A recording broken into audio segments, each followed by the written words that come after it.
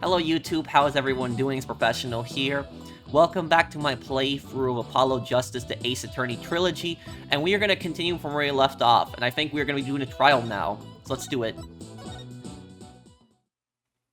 A lot of you guys told me that something really shocking is going to happen during this trial. I originally thought that it was going to be the fact that Queen Amaro is alive. I thought that was the big twist, but you guys have told me in the comments that that's not the big twist, that something else is going to come up. Something really crazy.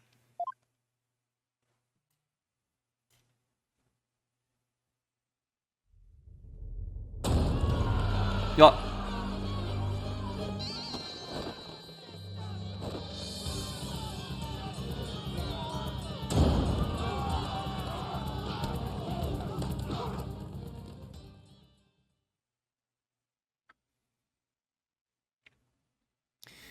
So even if Dhurke is found guilty, you're going to have an angry mob of people that are probably going to end up storming the courtroom again. And, you know, people in a dictatorship can only take so much. High Court of Courtroom accused lobby. It's complete chaos outside. Let's just say that the Defiant Dragon supporters demonstrating for Dhurke's freedom have taken a very special interest in the outcome of today's trial. They look about ready to string us up if we lose. Trials here are pretty much like the ones back home, but with one major difference. The Divination séance. The victim's final memories will become a matter for deliberation. I've heard about that.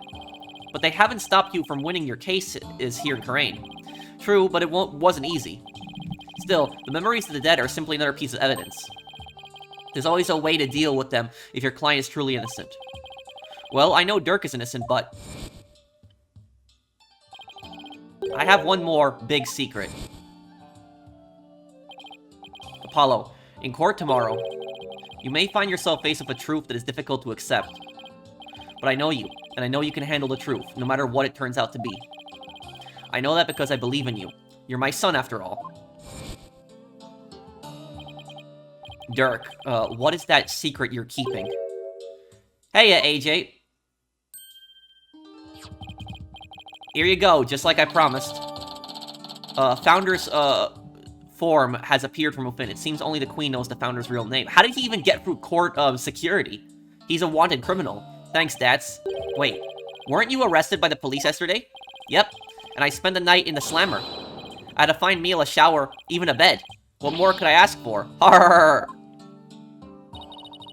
That actually sounds way better than where we're staying. Just remember, AJ, if Dhurke's found guilty today, we'll all probably be found guilty under the Defense Culpability Act. Yeah, Nayna said something to that effect. That witch Garan wants to take advantage of today to crush a revolution once and for all. The fate of the revolution and every Courtoomese person rests on this trial. We're counting on you, AJ. We'll be fine. I'm going to win this one. You'll see. The trial will begin shortly, Apollo. Let's make our way into the courtroom. Right.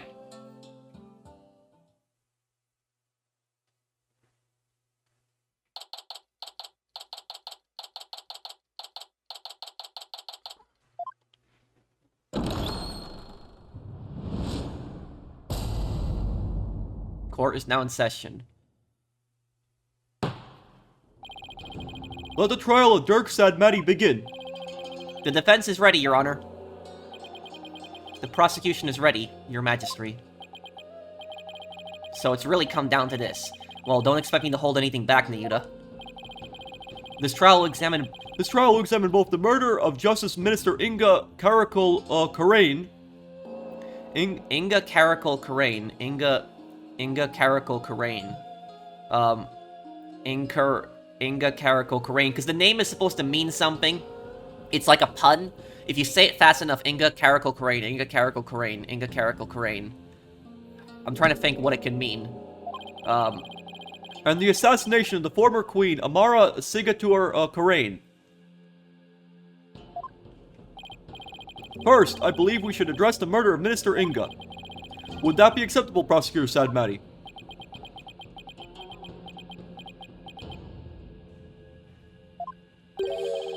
Prosecutor Sadmati.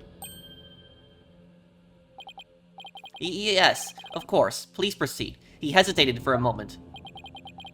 What's with him? How very unlike you, Prosecutor. Is your mind elsewhere this day? Not at all, Your Majesty. Are you really going to be able to go through with this, Nayna? Well, Prosecutor Sadmati, I will be remiss if I fail to voice a concern of mine. I have heard mention that you are the son to the accused, Dhurke Sadmati. You have heard true. Does that pose some sort of a problem, Your Majesty? A father being prosecuted by his own son. Could one possibly deliberate such a case without having personal feelings intervene? Yes, without question. Can he really handle this? Even if it is a prosecutor's Sadmati going against his own father is just... How can the son of a criminal even be a prosecutor in the first place? Dhurke? Fellow citizens, you would do well not to underestimate my son. He's not one to allow personal feelings to interfere with the execution of his duty. Isn't that right, Nayna? I will not stop until my work here is done. See? So all you doubters just sit back down before you trip over your own stupidity. Ha ha ha ha. The accused will not take the stand without first being summoned. In any case, if Prosecutor Sadmati has no issue with this arrangement, then let us commence the deliberations. What? What? What are you doing here? One moment, if you would. The Queen? Your Eminence! Your Eminence, what brings you here? Well, why is she here? What the hell? Your Majesty. It would appear that Prosecutor Sadmati does indeed have some reservations. No, that's not true. Did you truly believe you could deceive me, Nayna Sadmati? One should hold no reservations if one is to stand on these hallowed funerary grounds. I have none, Your Eminence, and no, it is clear we cannot leave this matter to you.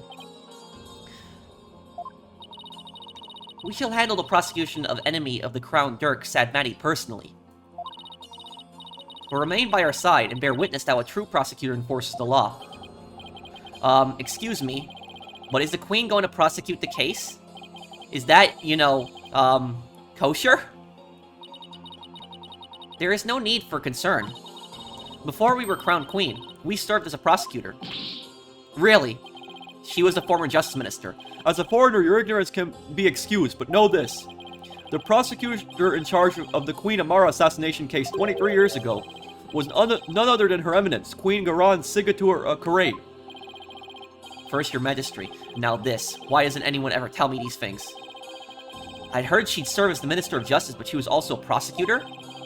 I'm guessing she probably moved up the ladder from prosecutor to Justice Minister.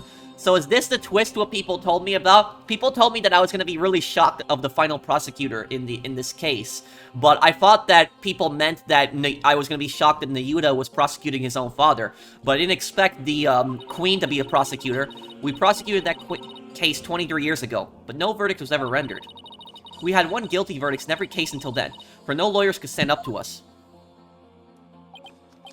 Ah, I am at a loss for words.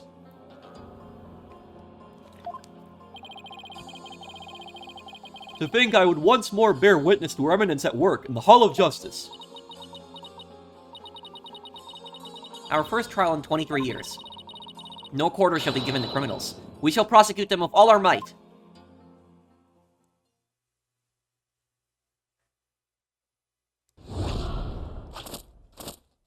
What the? What the?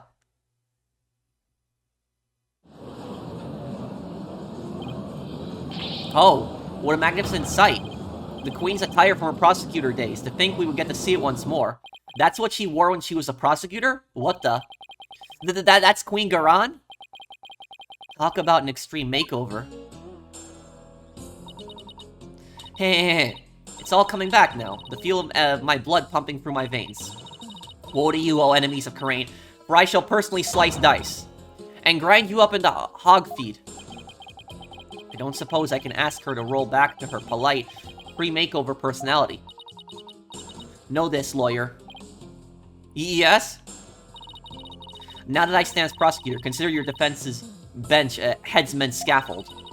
If you wish to leave any last words, I advise you to start thinking of them now. While you still have a head with which to think, that is. Peep. She's dead serious. Now, it is time for the divination séance. Rayfa, come forth. She doesn't want to do it. Your benevolence, thank you for gracing us with your presence.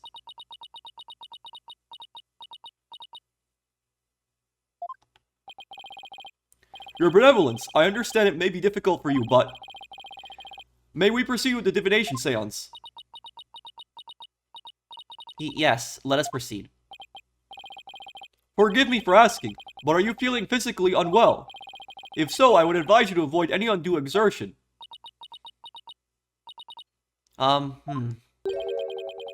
Your benevolence. What's wrong? It's like her mind's anywhere but here. A lot's happened since yesterday. On top of the murder of her beloved father, she found out that he'd been planning a coup. And today she'll have to experience his death through his own eyes. Yeah, that would be enough to shake anyone up. Still, it seems like she's worse off today than she was yesterday. I've never seen Rayfa like this. Yeah, I don't remember her being this depressed. We must speak with our child. It is a mother's duty to discipline her child after all. Now, if you would excuse us. Discipline, coming from her, I don't like the sound of that at all. Wait. Garan didn't do something to her, did she? Your Eminence, about today's divination séance. As I understand it, the prosecution has yet to review its content. Is this divination, deviation from protocol a part of your plan? Prosecutor Sadmati, would you care to explain your actions? Your Eminence, the accused was caught at the scene of the crime. Therefore, I deem no séance would be necessary for such a clear-cut case. You and your bleeding heart. You seek to spare Rayfa the trauma of witnessing her father's death. Is that why you have done this? Not at all. You were concerned for me, Prosecutor Sadmati. That's oddly compassionate of him, all things considered. Your Eminence, your Majesty, regardless of what is best for her benevolence, this case is blessed with a bounty of incontrovertible evidence. So I believed, we could reach a swift verdict without devoting a precious time to a séance. You have a point. Personally, I would like to spare her benevolence any undue misery. Experiencing the murder of a loved one is a burden no one should have to bear. Prosecutor Sadmati, your Majesty, can this trial truly proceed without a divination séance? I can't blame her for not wanting to experience her father's murder firsthand. Your Eminence, what are your feelings on this matter? Shall we have her benevolence return home for some much-needed rest? We shall not. You fools spoil her with your feckless words of compassion. Wow.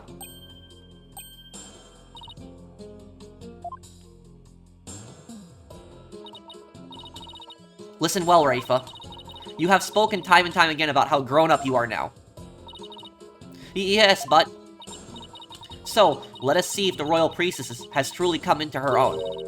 Are you prepared to fulfill your duty and perform the divination séance as you should?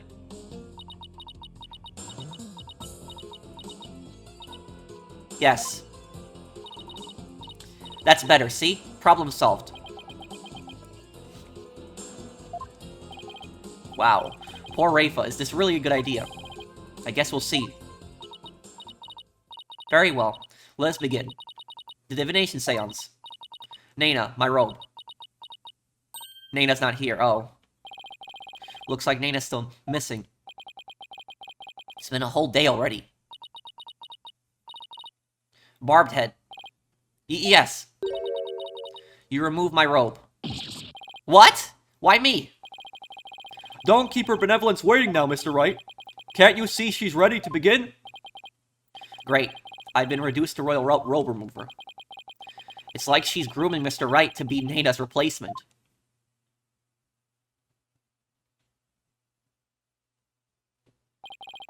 Very well, your benevolence. Please start when you are ready. Come, Rayfa. You know what must be done. There's no turning back now. She looks like a witch. I know.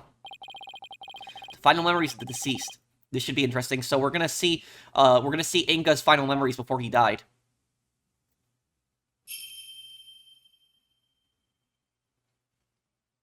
O Holy Mother, we hold this divination séance in your name. Let the eyes of everyone here be clear, and our ears be unstopped. O dance of devotion, guide the victim's soul to me, so that we may receive their final memories in the pool of souls.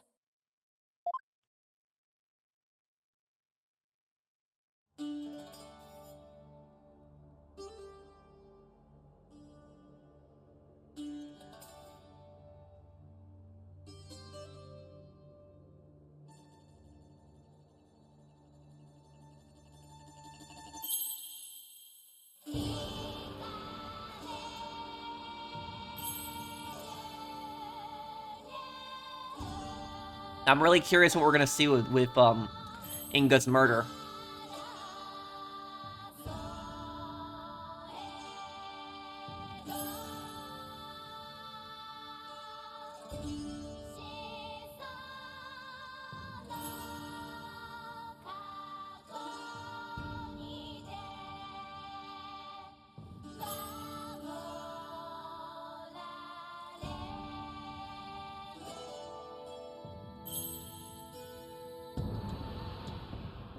Okay, I'm scared what we're gonna see here.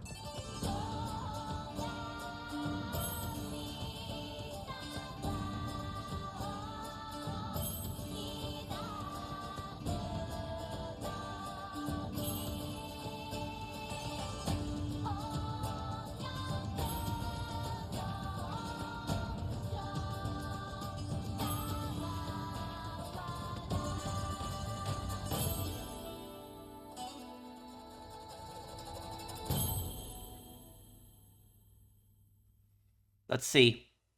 Inga's final memories. I'm curious. This is gonna be good.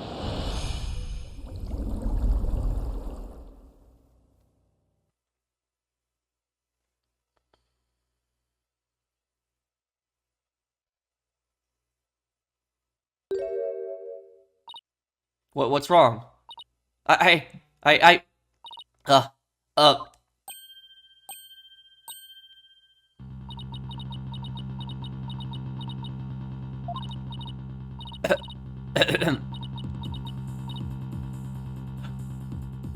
What? Your benevolence! What's wrong? What did she see? She saw something on the divination seance that... This is unacceptable. Bailiff, take your benevolence to the first aid station at once. This is not good.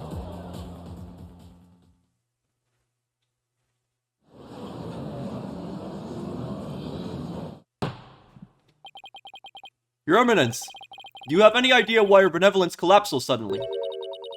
It seems she was not ready for what the deceased was to reveal. It overwhelmed her. Her inexperience and immaturity left her ill-prepared to face her father's death. And she said she could go through with it. How very disappointing. That's your daughter you're talking about. I know someone who's not winning Mother of the Year, ever. I mean, of course Rayfa's going to be overwhelmed. She's still just a child. It seems we have no choice but to move on to the witness testimony. Your Majesty. Oh yes, let us proceed. Bailiff, summon the first witness if you would.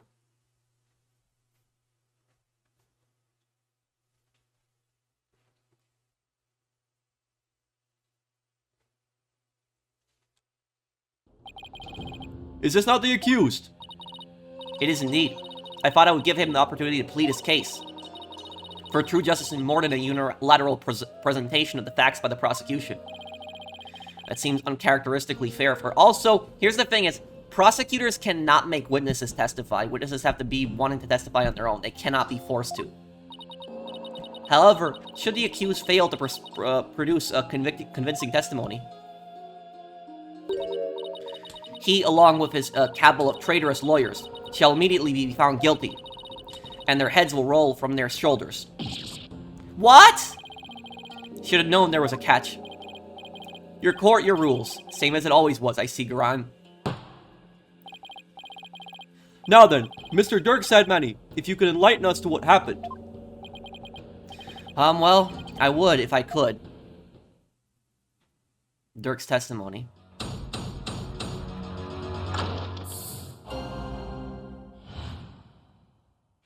Dhurke explains himself. I was struck by a sudden dizziness the moment I entered the tomb. The next thing I knew, I was standing there with a bloody knife in my hand.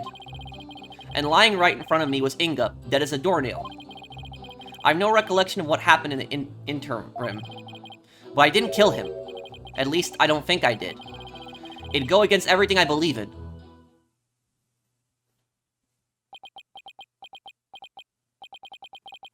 That didn't explain squat.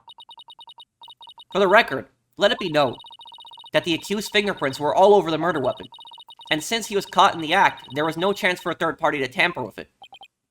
Well, that certainly seems to point the finger at you, Mr. Sadmani.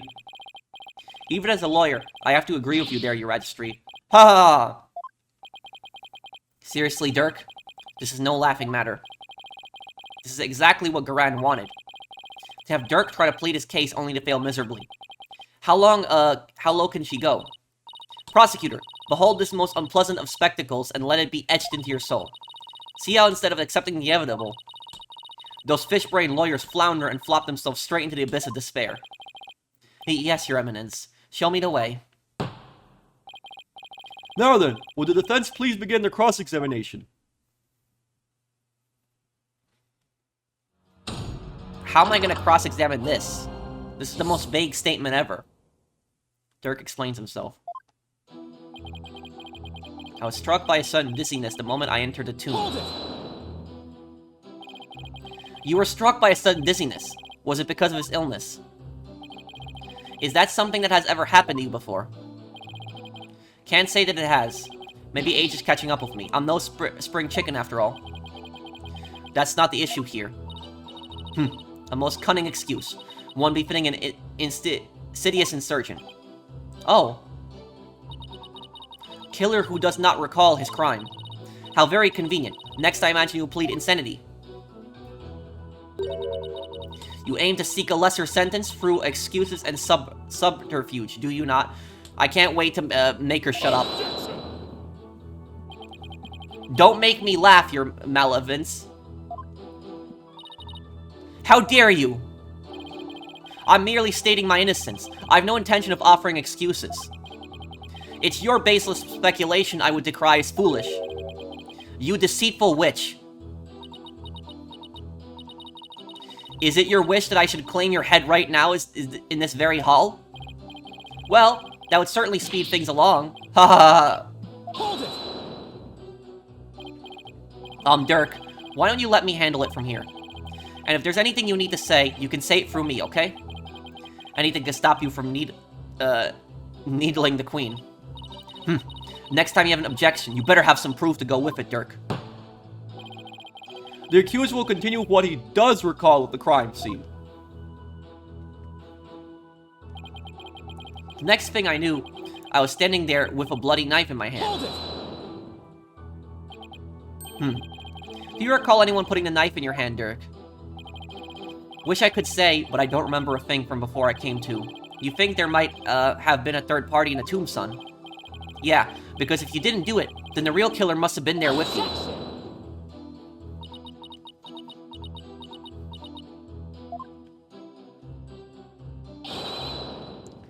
You called, Your Eminence.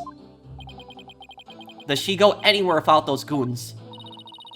Was there a third party in the tomb when you were securing it?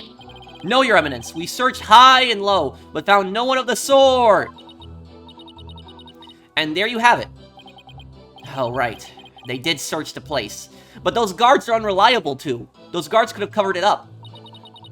Furthermore, my guards had the entire tomb surrounded, so there was no way for anyone to escape.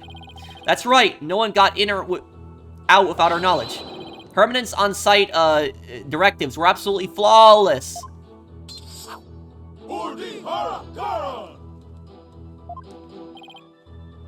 Ah. Do you see now? The presence of a third party is beyond the realm of possibility. The tomb was, for all intents and purposes, completely sealed off from the rest of the world. What a waste of time. How can it be any more obvious? Dhurke must be the killer. Thanks for nothing, gallery guy, as if our graves weren't already deep enough. Accused, what do you believe about the possible presence of a third party? Well, based on the situation you presented, I'd say the chances are slim to none. You didn't have to agree with her, Dhurke. Let the accused statement be added to his testimony. Very well. Mr. Sadmani, if you would. It's like the more we press, the thinner our case gets. Well, let's keep pressing and maybe we'll work out the wrinkles in it too. The possibility of a third party being there in the tomb is probably non-existent. Hold it! We can't prove you innocent without at least the possibility that a third party was there. Find the possible, in the impossible, son. That's just, what a lawyer's gotta do sometimes. Isn't that right? Right. Who, me? Yeah, you could say that. I've seen more than my fair share of trials like that.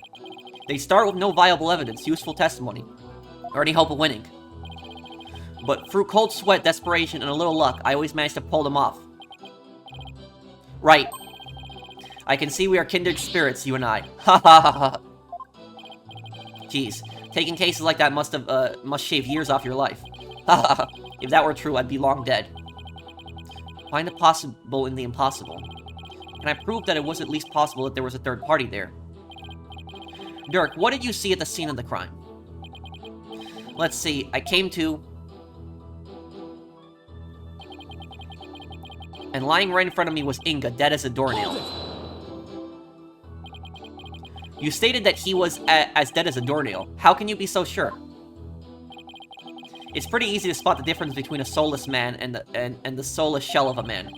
His complexion and the amount of blood at the scene made it obvious which it was. Watch your words, or you shall join Minister Inga much sooner than expected. You can bow your head before him and seek his forgiveness there in the Twilight Realm. If you still have a head to bow, that is. You bloodthirsty spider. What happened to you? There was still a little love in your heart 23 years ago. You even used to think of me as a brother. It seems you truly do have a death wish. Ha ha ha ha ha ha. Is that really all you've got? Dhurke, I'm begging you. Enough of that lip. Just deliver your testimony, please. Alright, I'll try, but I can't promise anything. I like how Dhurke isn't scared of the Queen and just mocks her to her face. I've no recollection of what happened in the, interim. Hold it! A day's passed since the murder. Haven't you remembered anything in that time? My memory is a complete blank. It's as if that part of my brain has been scooped right out. How very convenient. But even if you have no memory of the event, your guilt is without question. There is nothing more to debate. You're forgetting one thing, Garan. I have no motive. You lead a band of insurgents that seeks to overthrow the government. I would say that alone is motive enough to slay our kingdom's Minister of Justice. I've declared countless times that I lead a bloodless revolution. I forbid violence and murder, even if some younger members may have a thirst for blood. A bloodless revolution? He wouldn't really have a motive in that case. Is that an important statement? Yes, it is. That was an important statement. I'd like my client to add it to his testimony. Very well then. The accused will please do as the defense requested. I don't have a motive for killing Inga. After all, me and my ilk are seek a bloodless revolution. A bloodless revolution. Could you be more specific? I'm talking about dragging this pompous prosecutor here off her bloody throne. So go ahead, Garan. Act all high and mighty now, because it's the last chance you'll get.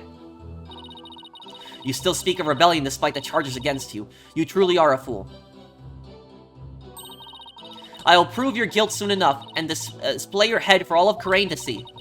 People will forever speak of you, not as a revolutionary, but as the terrorist you are.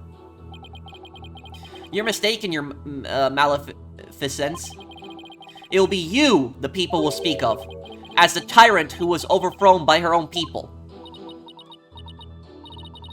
I wonder if you will still be spewing such nonsense before the headsman's axe. Ha ha ha ha ha. I'm afraid I'll still be like this in the afterlife, this despot. I know that self-restraint is as foreign as apple pie to Dhurke, but I'd really rather go home than to the Twilight Realm after this. And look, this truly is the hardest case in the game, because look at how many statements is that? That's 7 statements in one cross-examination. That's a record. But I didn't kill him. At least I don't think I did. It goes against everything I believe in. Can you state that you didn't kill him more definitively? How can I, when I have no memory of what happened? Well, can you at least state whether or not you are a murderer? That I can do. I am not a murderer, and I would never kill anyone, no matter the circumstances. And do you have any evidence to support your claim that you did not kill the minister? Evidence? No. Can't say I do. In that case, you will strike the statement I didn't kill him from your testimony.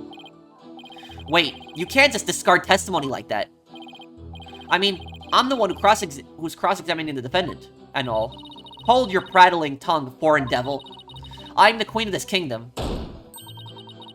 And the queen is the law. As such, I need not follow the laws that are in place. I can make and break them at will. What? Henceforth, the accused will refrain from stating I didn't kill him. What? Sure, whatever. It's the Garand show after all, same as always. Though I guess there's no evidence that proves I didn't kill him either. But, the statement was changed. Dhurke, leave the evidence finding to me. Now please, will you stop agreeing with everything the prosecution says? Alright, I'll stick to the facts from now on. But remember, son, if you truly believe in me, you should be able to prove my innocence. I know you can do it. He believes I'll prove him innocent. Even with all these inconvenient truths. Is that what he's saying? I think Dhurke might be onto something. Even the most disadvantageous facts may point the way to the truth. So don't ignore them. Think of them as food for thought. Don't worry, I know. The worst of times are when lawyers have to force their biggest smiles. I need to remember that, no matter how difficult the facts may be to deal with. If only we could establish the possibility of a third party. Does the possibility even exist? We don't have a choice. Proving it exists is the only way to start a real dialogue here.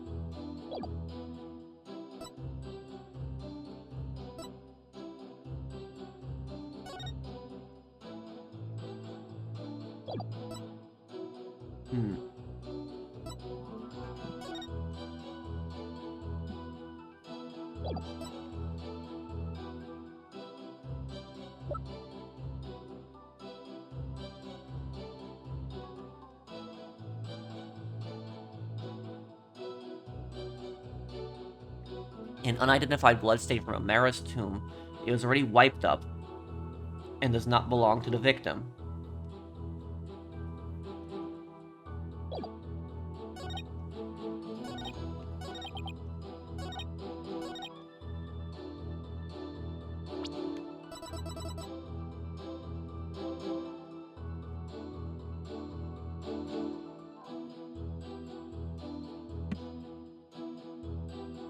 I'll say the mysterious bloodstain.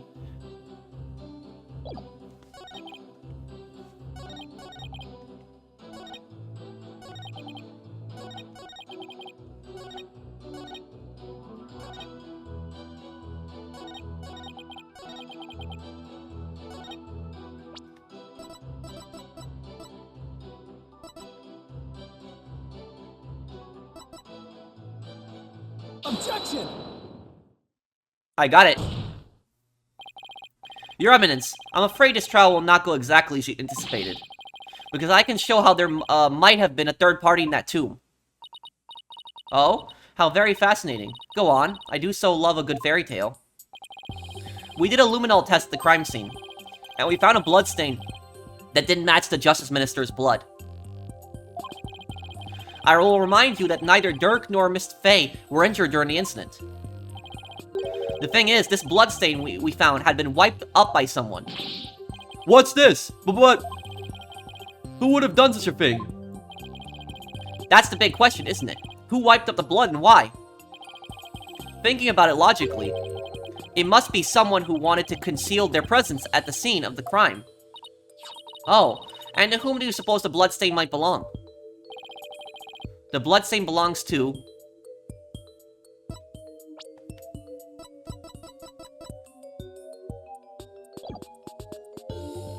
It's not Amara's. No, the real, not the victim. The real killer. The bloodstain belongs to the real killer, of course. Whoever it was, they were probably shot while, they were attacking Minister Inga. And since their blood would give them away, they had to wipe it up. I say this because we know for a fact that the Justice Minister fired his gun in the tomb. You have the memory of a flea. There was nowhere for anyone to hide. This, too, is a known fact. But a bloodstain from a third party means there must have been someone hiding there. Very well, then. Tell me this. Where was this third party hiding? Oh, the crime scene was thoroughly searched after it was discovered. So if there was a hiding place, it would have been somewhere no one would dare to look. The tomb. The casket. Somewhere no one would dare look? Let's have your answer, defense. Now, where could the third party have hidden? Sarcophagus, yeah. There's one place no one would search, not even the Queen's Royal Guard. And that would be... inside Queen Amara's sarcophagus. Even now, it's locked up tight. No one, would find you if you hid in there. I'm told it's temperature controlled to preserve the mummy within. But if someone dressed warmly enough, they could withstand the cold for a short time. This is sacrilege! Certainly the perpetrator of such a foul deed will be cursed. But that's just it. The killer knew everyone would be too scared to open the sarcophagus. True, the guards were so scared of being cursed they wouldn't even touch it. And when the coast was clear, the killer made a quick escape from within their frigid, confines. Well now, that does sound like a plausible method of evading capture. The defense requests a DNA test on the bloodstain. And then we'll see just who the real killer is. Insolence! Bow your head and kneel, lawyer. So your head may be parted from your shoulders. Huh? But the trial's not even over. What the? Whoa! How soon you forget. You are already on the headsman's scaffold. As such, I could order your beheading any moment. All I did was request a DNA test. There is no need to request such a test. Yes, there is. We gotta know whose DNA that is. Royal Guard, bring it forth now. Here you are, Your Eminence. The police already identified the source of the bloodstain. The DNA test revealed, oh, this is gonna be good. Whose is it? I'm really curious on this. That the blood is of the traitor, Dhurke Sadmati. What? But Dhurke wasn't injured. So where did his blood come from? Maybe he coughed it up. Dhurke's illness. Still, there was a lot of blood. Could he have really coughed up that much? No. And did he wipe it up to hide his failing health? Dhurke, is it really that bad? Ah, shoot, you got me. And now let's reveal his Dhurke's blood. Pay attention, Horned Devil, for this case has already been solved. You claimed that this bloodstain would lead us to the real killer, did you not? About that. Did you or did you not make that claim of your own volition, defense? Yes, I did. After she steered you in that direction, that is. I fell right into her trap. Do you see now? The folly in opposing the very embodiment of the law. Whatever you say or do shall come to no avail. A third party at the scene of the crime is beyond the realm of possibility. No! Praise be for Queen Garan. Her Eminence's legal tactics are beyond compare. I hate to say this, but she really got us good.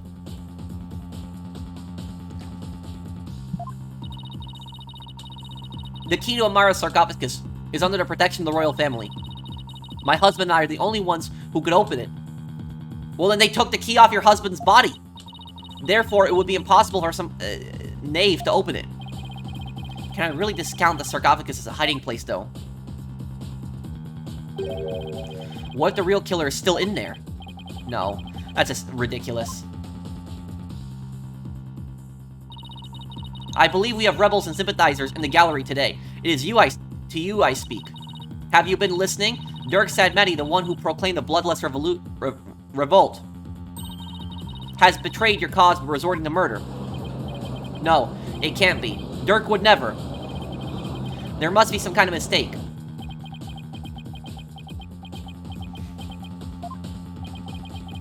The Defiant Dragons and their sympathizers are starting to have doubts.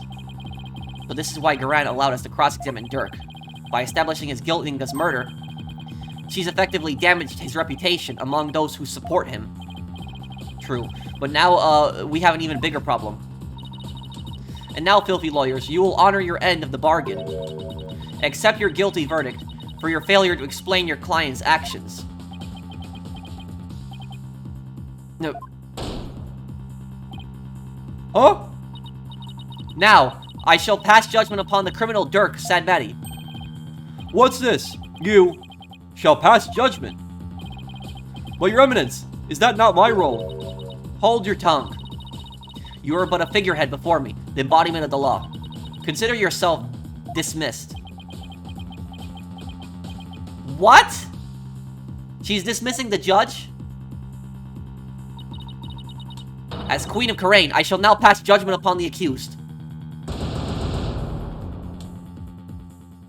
What the?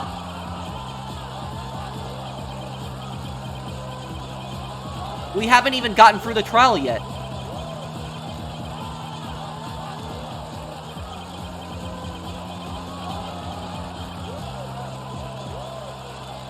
Objection! Wait. You didn't even give me a chance to rebut. Know when you are defeated, lawyer. But just this once, I'm willing to show you the depths of my compassion. Tell me why I should allow these proceedings to continue. Come convince me. Quick, Apollo. Even if you have to bluff, we gotta keep this trial going. Show her that the crime could have been committed by a third party. How am I supposed to do that? Why don't you start with, how about the timing of Inga's murder? What? This whole case is built on a single premise. That Inga was murdered after Dhurke entered the tomb. But what if that's not true? Like, if our assumptions are all wrong? Just might work. Well, don't keep us waiting, defense. Dhurke became the prime suspect. Because it didn't seem probable that there was a third party at the scene of the crime. But there's another question we should ask ourselves at this time. Was Minister Inga really killed after Dhurke entered the tomb? What nonsense is this? Setting aside the assumption that the murder occurred after Dhurke arrived on the scene, opens up the possibility of a third party committing the crime. The question before us is, when was Minister Inga really killed? After the body was found? No. After Dhurke entered the tomb, or before Dhurke entered the tomb? Isn't it possible that before Dhurke even set foot in the tomb, Minister Inga was already dead? That would certainly make the possibility of a third party more probable. Why, of course. I fell unconscious right after I entered the tomb. Even if I hadn't, I wouldn't have had a clear line of sight to his body from the entrance. Which means you wouldn't have noticed his body either way. This scenario is entirely possible. And so we can't rule out the possibility of a third person committing the crime. I see. Well, that certainly does make sense. So far, so good. This might actually work. Very well. I shall play along with whatever little game you have knocking around in that tiny mind. I was starting to get quite bored of all this. I could do with a distraction. Yes. Let us hear some testimony that will shed light on when exactly the minister was slain. Bailiff, summon Rayfa. Surely she has recovered by now. What? She's in no state to testify. You can't do that to your daughter. But what about me? Don't I serve a purpose anymore?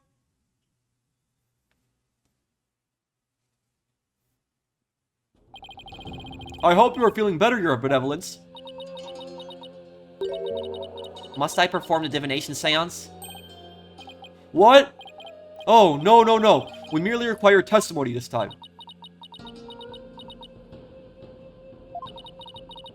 How could my testimony be of any value? Your Benevolence. Princess Rayfa seems awfully depressed. After what she's been through, summoning her again is like rubbing salt in the wound. Being unable to perform the séance was probably the last straw. I hope she doesn't pass out again. Prosecutor Sadmani, may I ask you something? Of course, Your Benevolence. I've been meaning to ask you this since yesterday. Did you know about Queen Amara and about me? From where did you hear such a thing? From Mother, and only yesterday.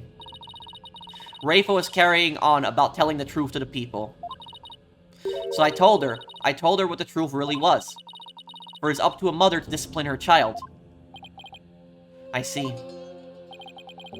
By that, as it may, Your Benevolence, it has no bearing upon our trial here today. So there is no need to let it trouble you. I know.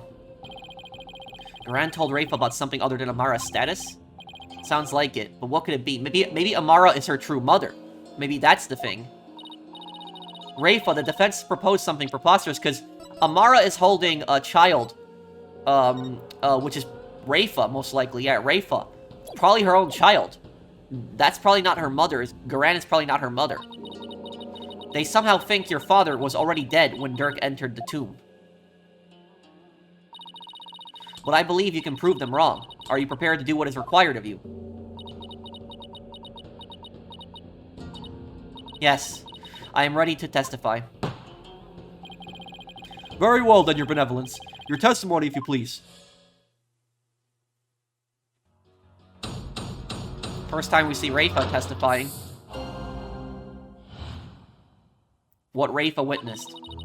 On the day of the murder, I was gazing upon the courtyard from my second floor veranda. Around 2:30 p.m., I saw my father heading for Amara's tomb. Then at about 2:45, I saw Barbed Head and company enter the courtyard. I saw no one going in or out of the tomb after my father entered at about 2:30. Your second floor veranda. Oh, she must be talking about that house facing Inga's private residence. You know, I wonder if they went out the back and somehow got through that hole that's in the wall. You know, the one that the dog went through, that Shadu went through. But the person had to be really small to do that. So that's the location from which you saw your father at about 2:30. Yes, and shortly after that, you people arrived at the royal residence. So, after the minister entered Amara's tomb at about 2:30, no one went in or out until the murder was discovered. The tomb is closed to outsiders, so no one could have snuck in before the murder. That rules out any possibility of a third party lying in wait to slay my poor husband. Or so she'd like us to believe. Now hear me, you useless lawyer. Cease this charade and bow before me. For I, Queen Garan, shall finally have your head. Forgive me, Your Eminence, but first let us allow the defense to question the witness.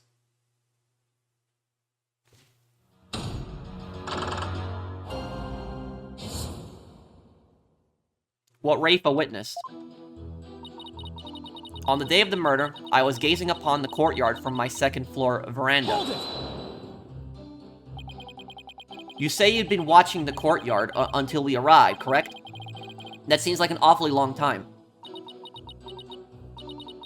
There is much that weighs on my mind. I see.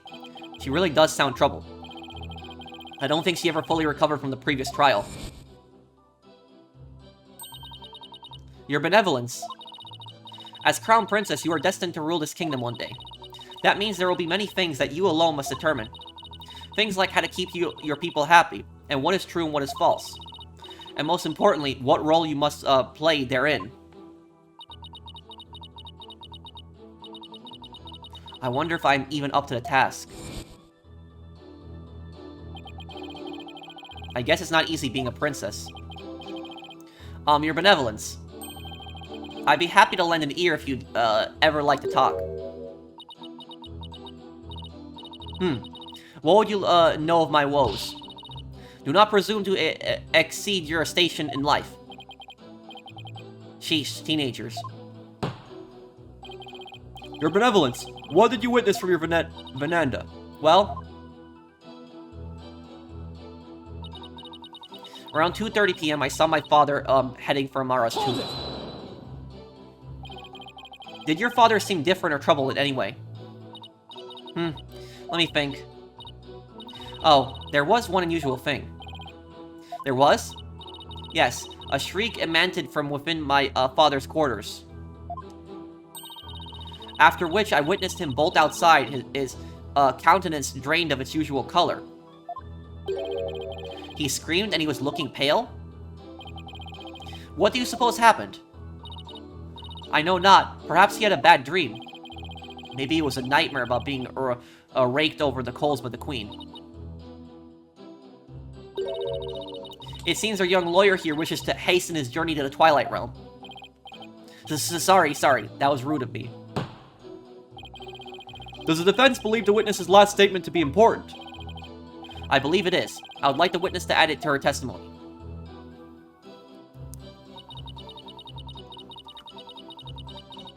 My father let out a scream and came dashing out of his room, his face pale. What was this scream? And why do you think he screamed? Was he surprised by someone who didn't belong there? Did anyone else come out? I didn't see anyone else. Just my father. That last statement was seriously lacking in conviction. Should I press her on this? Press softly. Your benevolence. Yes. This incident was a real shock to us all. It must have been really terrible for you, but I want to let you know I know how you feel. Please stop. You presume too much. It's times like these that you need something to take your mind off things. How about we all go on a picnic together or something? I need no sympathy from you. Go on your little picnic alone, Hornhead. Well, that didn't go well. Apollo, you have to take a more aggressive approach with people like her. Yeah, he's probably right. Now, back to my testimony. Yep, so I'm done being nice.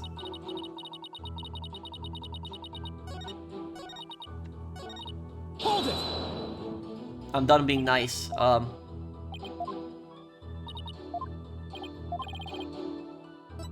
Press harshly. Your benevolence. Let's have some details. The more the better. The details, you say? Yes. For example, are you sure you didn't see anyone in the royal residence before 2:30?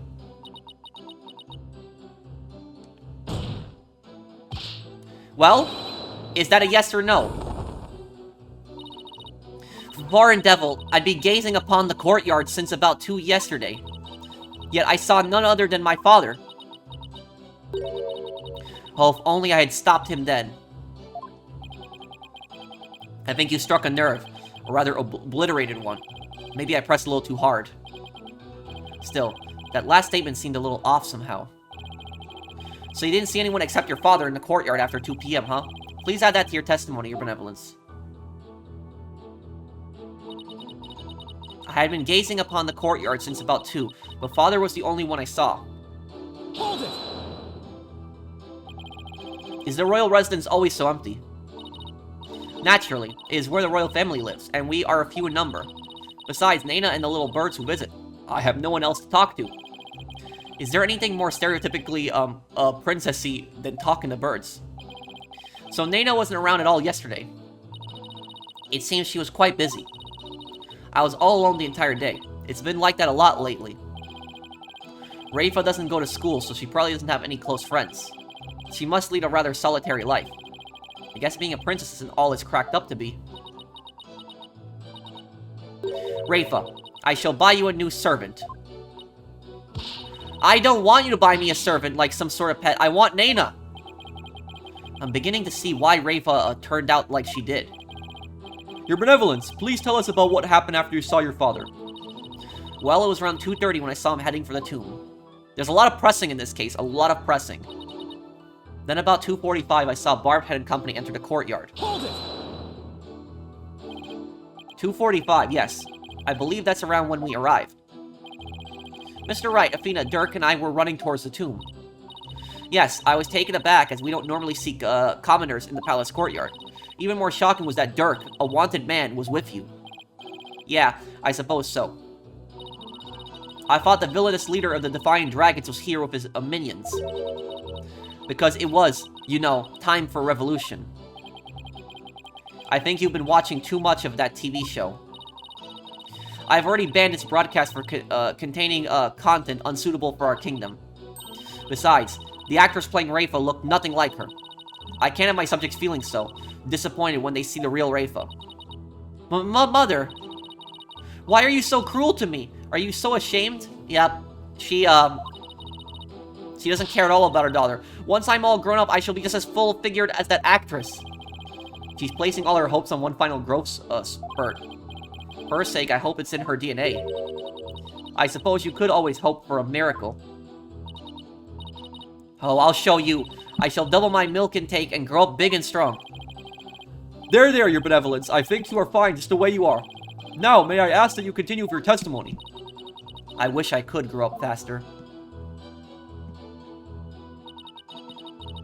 I saw no one go in or out of the tomb after my father entered at about 2:30.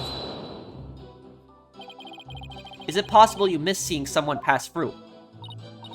No, my veranda has a commanding view of the entire ground, and I saw no one. But that doesn't seem right somehow. Do not underestimate my daughter. She may be lacking elsewhere, but her eyes are the finest. Lacking elsewhere? Talk about a mother I'd never wish on my worst enemy. She needs Nayna now more than ever. Rayfa didn't see anybody in the royal residence area after 2 p.m. That's a really long time to just look at a courtyard. She was probably lost in the thought. She's at an age where I'm sure she's got a lot in her mind.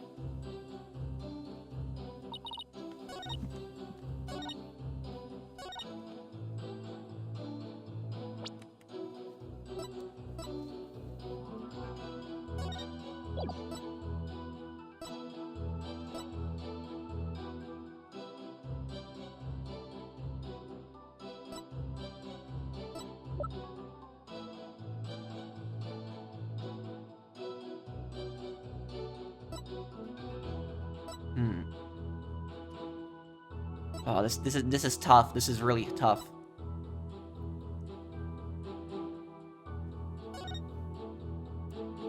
Oh, at around 2 p.m., Dad slipped out of a bizarre manhole, got yelled out by a dog, and warped, and then threw a firecracker. The shocked look on Albi's face had Dats in stitches when the police came along and detained the rebel. The noise spoke Shadu, who ran off. When Albi caught up with him in the courtyard, Shadu what looked like Nayna's hat. Albi's statement, yeah. Objection! Your Benevolence. You're covering for someone, aren't you? Huh? I don't know what you're talking about. Sorry, Rayfa, but, you're not gonna like this.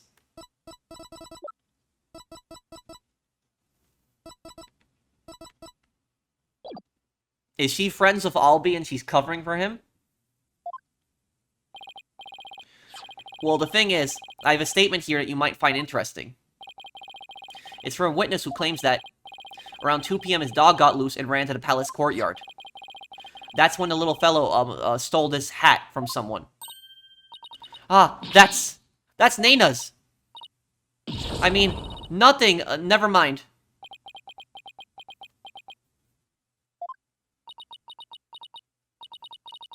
You fool of a daughter. Wait, so she was covering for Nayna. That's what was going on. She saw Nayna in the courtyard. She was covering for her. It seems the princess made a blunder. So let me get this straight.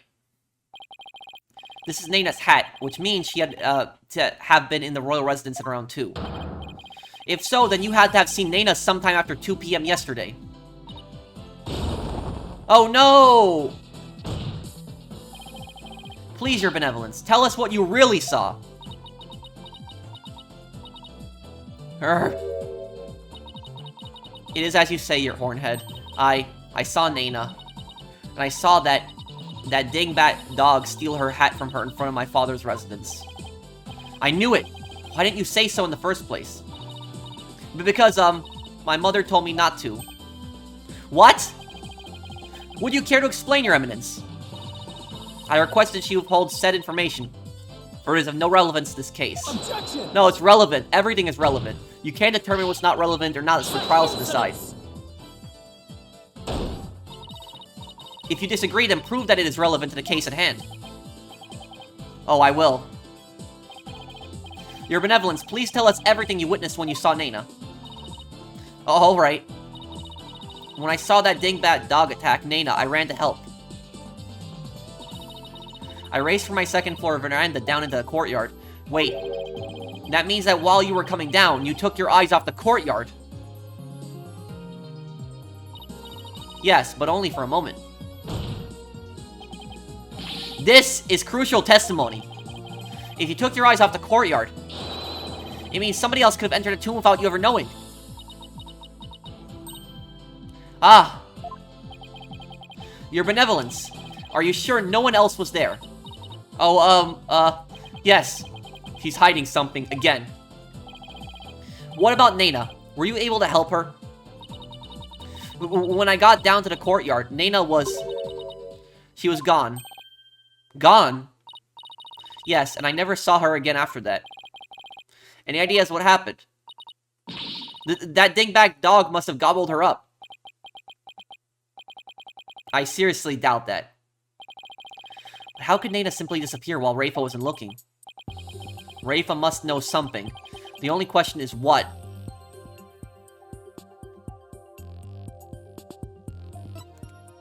Where Nayna disappeared to. What does she know?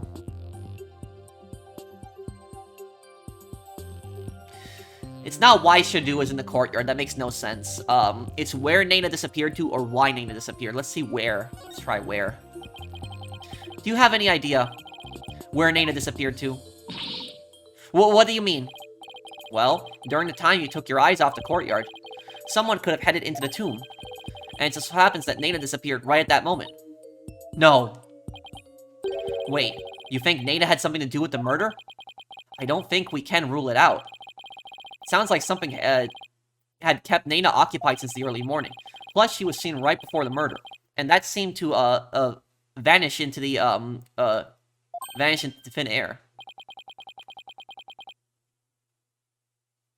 You're right, and since she's Rayfa's attendant, she could come and go as she pleased without the palace grounds. Could Rayfa's attendant, really be the killer? That would mean... First my father, and now Nayna? These were the people I trusted most. How could this be? Do not heed their lies.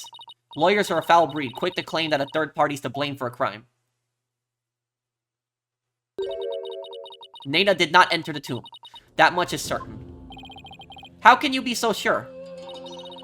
When Nayna's hat was stolen, that crazed cur spilled an urn full of water upon my husband's doorstep. Is that not right, Rayfa? Yes, it is. She's talking about that mud, yeah, the water and the mud, that's near the door of the footprints. While that dingbat dog was tugging on Nayna's hat, it tipped over the urn. The bottoms of her shoes would have been soaked with water. And if she had truly headed into the tomb with wet shoes, she would have left shoe prints along the way. But the only shoe prints we found belonged to my husband, Inga.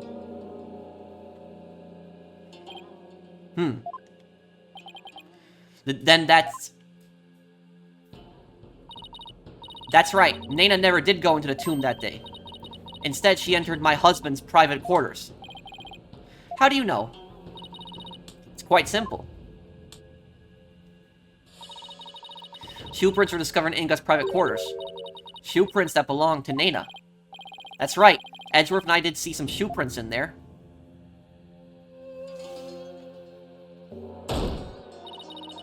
Now, do you understand? Nayna could not possibly have gone to the tomb. And that supposed third person at the crime scene is but a figment of your imagination. Arrgh. Another glorious deduction. All hail the genius that is Her Eminence, Queen Garan. Bow down before a glory, witless lawyer.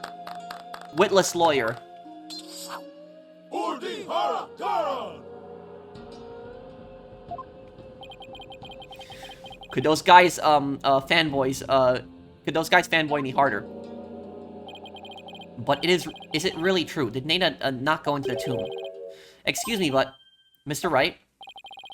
Your benevolence, what time was it when that dog attacked Nayna? I believe it was about 2:15 p.m. I see. Apollo, if Nayna entered Inga's private quarters around 2:15, and Inga came racing out at about 2:30, pale-faced and screaming, then... Ah, I know what you're getting at. Yes, that might explain his scream. Would the defense please share their theory regarding Justice Minister Inga's scream? This is certainly, Your Majesty. Minister Inga screamed because he had a bad dream. He saw a ghost. No, he was attacked by Nayna.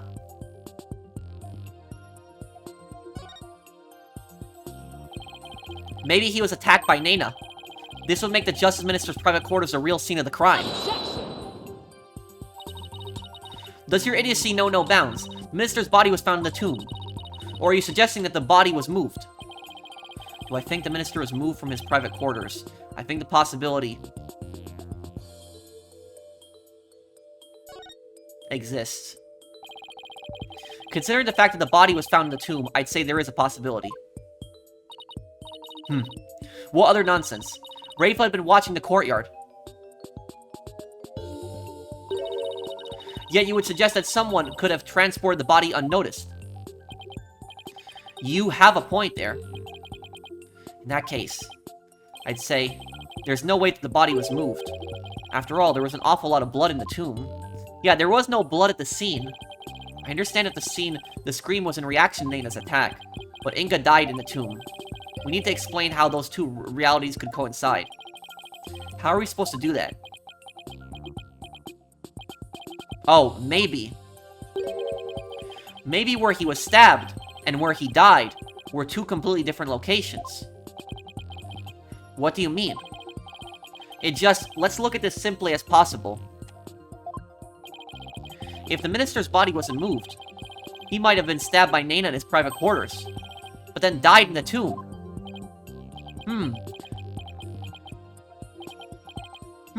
I see. On the one hand, that seems plausible, but on the other, it seems decidedly implausible. Prosecutor Sadmani, what is that fool babbling on about now? Is this a riddle from one of those fortune cookies Americans seem so fond of? Perhaps, but I believe he himself does not know what he means to say. In all likelihood, it was a poor attempt to confuse us. We should simply ignore him.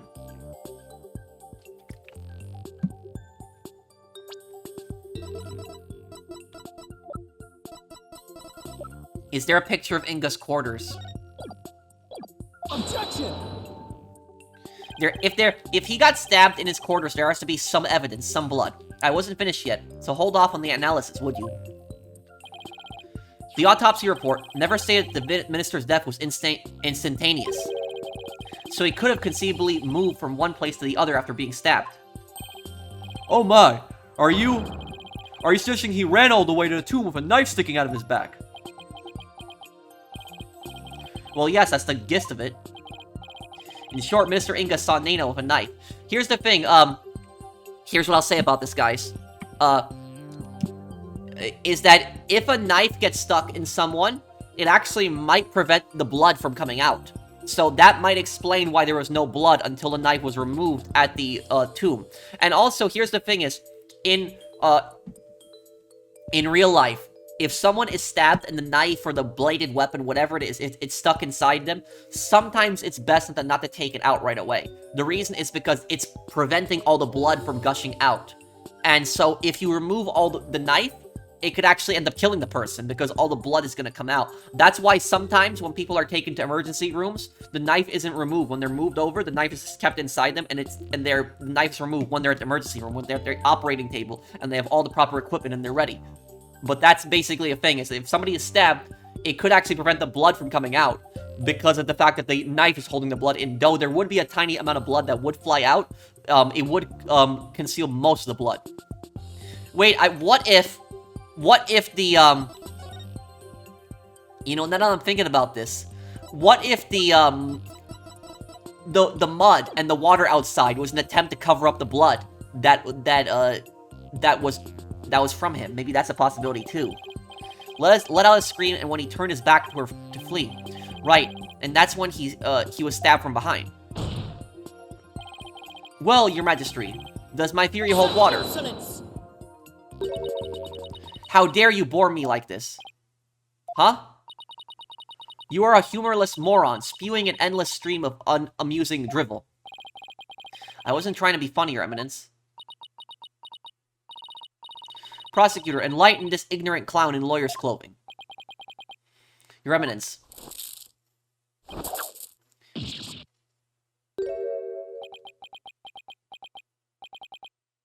Nayna! You dull, slow-witted, putrid-minded lawyer. Perhaps you would be too stupid to notice you had been stabbed in the back. But a normal person would have noticed due to excruciating pain. Now hold on. Allow me to teach you the meaning of pain. Please stop! Nayna has a point. Normally, most people would notice a dagger in their back. Oh yeah, I doubt someone could ignore pain like this. The painkillers! Said to make the pain disappear. He wouldn't feel any pain because he's on painkillers, so he wouldn't know the knife is in his back. Still, in this case, it's the word, normally that we should emphasize. Apollo, take another look at the court record. The painkillers, right. There must be something that explains this. There's a reason Inga didn't feel any pain. And the defense will submit evidence proving just that. Very well, please present your evidence. Why didn't just Minister Inga notice that he had been stabbed? Painkiller shots, medication Inga used for his back pain, said to make the pain disappear. Take that. Those are my father's painkiller shots. The defense will explain the significance of this evidence. Mr. Inga suffered from terrible back pain, so he often injected himself with these. We're told that one shot in the back would make all his pain go away. With this, it's easy to explain what happened. Don't tell me you didn't know about these, Your Eminence. You can't mean. Mr. Inga was stabbed in the back, close to where he usually injected a painkiller. Therefore, it's entirely possible he hadn't noticed that he'd been stabbed. What? What's this?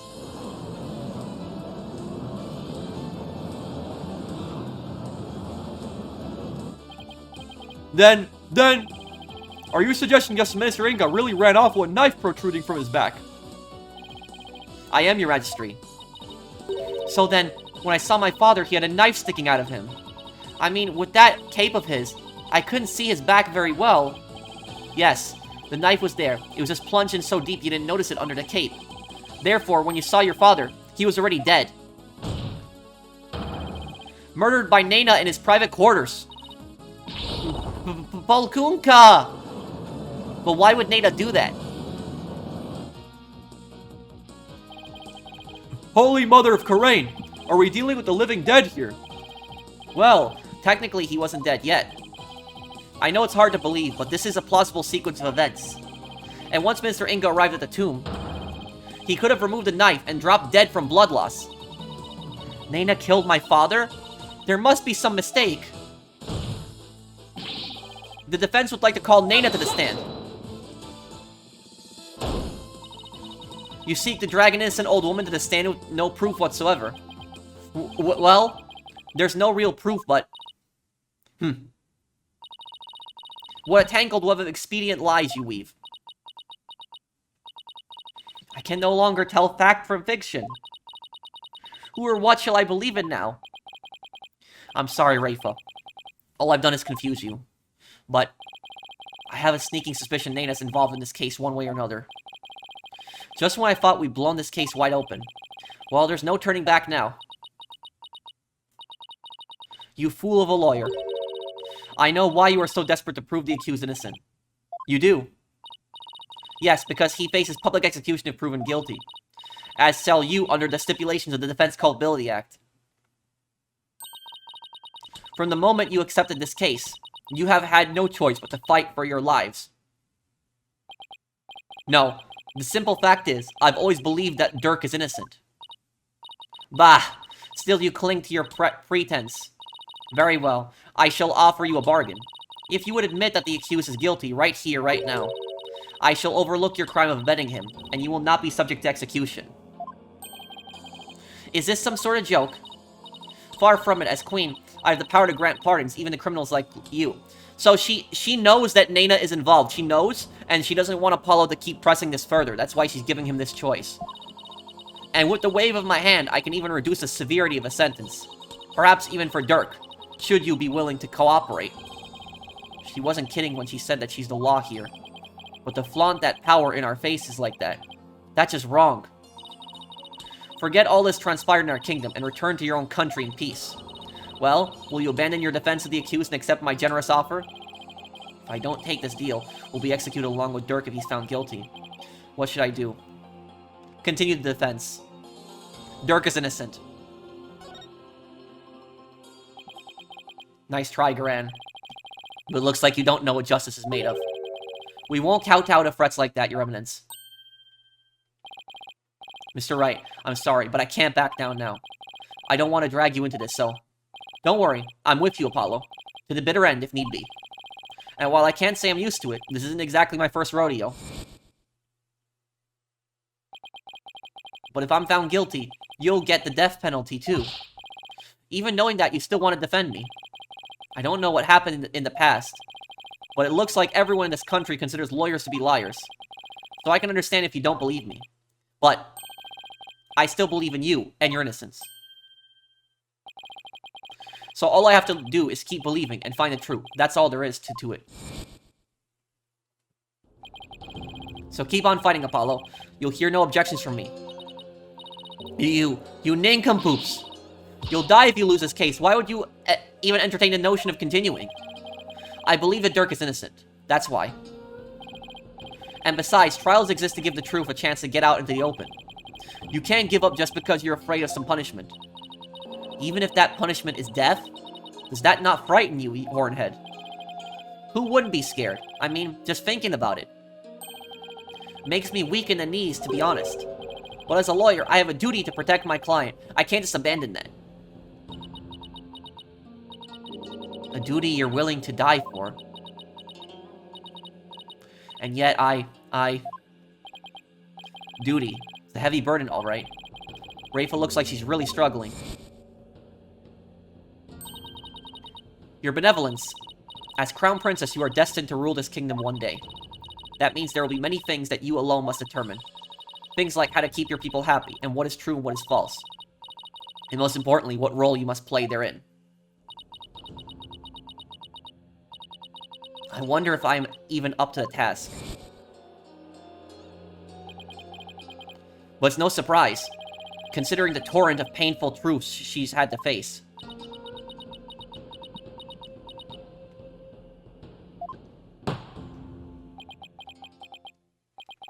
Very well, then. If the defense is prepared to face the death sentence under the Defense Culpability Act, then I see no reason to continue with the proceedings. But I must admit, I see no grounds for doubting the accused's guilt. Unless the defense has further evidence that would indicate a different suspect. Do we have anything like that? Well, lawyer, do you have any new evidence you would care to present? Or shall I have the executioner start his preparations? If she thinks I can't do this, she's got another thing coming. But first, I have some serious thinking to do. I'd say that new evidence indicating a different suspect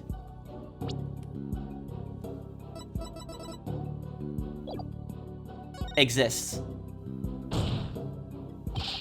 Of course I have some new evidence. Ho ho, do you now? How very interesting. Why doesn't she sound the least bit concerned? Now I can't let her get to me. I just have to keep pressing forward. This new evidence points to a different suspect. Pink butterfly pendant. It seems to belong to Dhurke. A fingerprint was found on the inside of the lid, stained with the victim's blood. I think it's the pink butterfly pendant, yeah. Take that!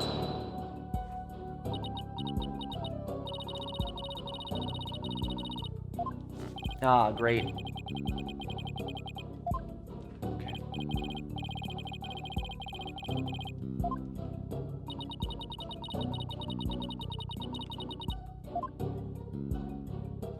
Great, yeah.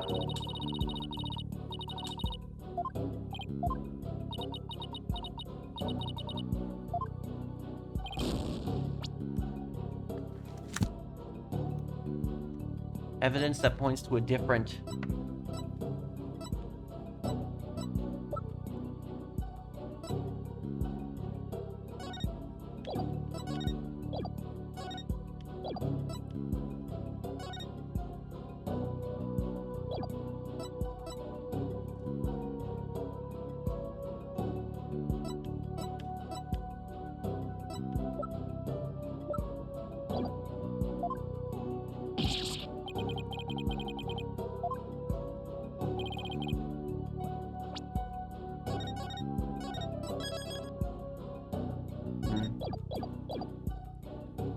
I gotta save here, and it's the first. I've been doing really good so far. This is the first mistake I've made in the case.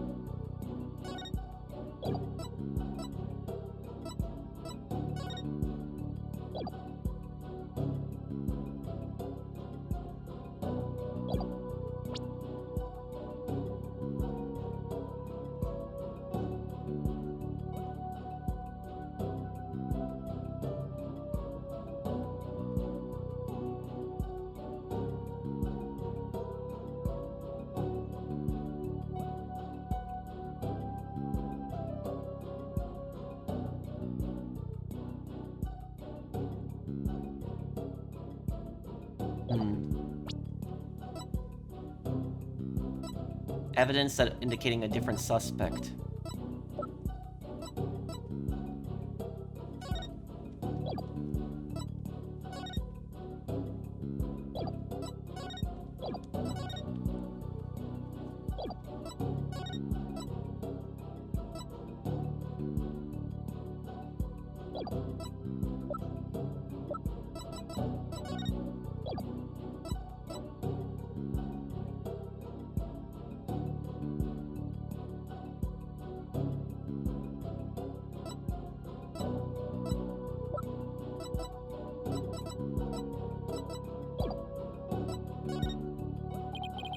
Such evidence does not exist. Just as I thought. I was so hoping you present meaningless evidence and allow me to claim your head. Glad I didn't walk headfirst into that one then. So what now, Apollo? Well, unless we can prove that Nayna killed Inga, this trial is over. And so are we. Isn't there still a way to get the proof we need? Even without evidence. You know, a key means of obtaining testimony, here in Khura'in. Huh? Wait, are you actually suggesting the Divination séance? It certainly won't be easy, but it's worth a try. Your Majesty.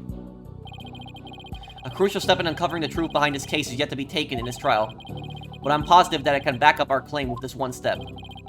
You mean you will be able to prove you mean you'll be able to prove that Nayna killed Justice Minister Inga? And just how do you propose to do that? With the help of a certain someone. You need help! From someone? Well, I can't imagine who it could be.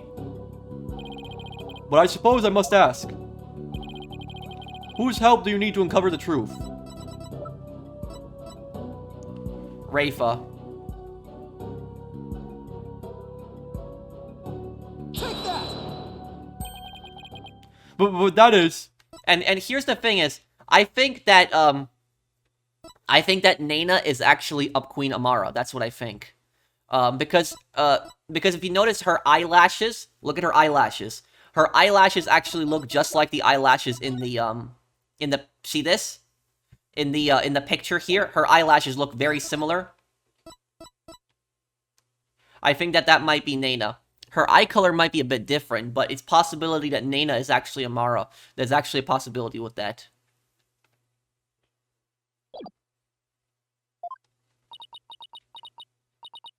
Me! Here in Khura'in, legal proceedings include a viewing of the victim's final moments. But that requires your benevolence's help. Such information is as vital as any other piece of conclusive evidence. If you're right about this, Rayfa's power should enable her to see the very moment Nayna stabbed Inga. It'll be hard to watch your father's murder, but it's the only way to uncover the truth. Your benevolence. We need you and your power. You need me. Wretched simpleton, did you not see what ensued in the previous attempt? You would only succeed in wasting more time. Or is it your goal to make her collapse again? The princess said she was prepared earlier. Besides, it's her duty as a royal priestess. I'd say it's all up to her now. Am I prepared? Prepared to fulfill my duty? Isn't a divination séance required at all trials anyway? If so, I imagine there'd be a problem with handing down a verdict without one. Indeed, it would be problematic. Under Khura'in's law, a séance must be conducted before a verdict can be rendered. Such insolence! Yikes! Must you try my patience, so? It must if I must dispense with that vexing law, then dispense with it I shall. Huh? As ruling sovereign of Khura'in, I proclaim the following.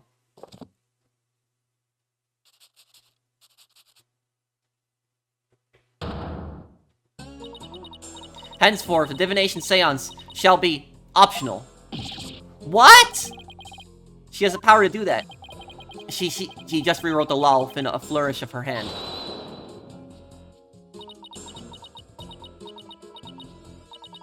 Mother, I do not wish for the trial to end like this. It's as the defense said, I must not neglect my duty simply because I am afraid. I shall go through with it this time. I will conduct the séance once more. Rayfa, do not be fooled by his lawyerly guile. You are not prepared to witness your father's death.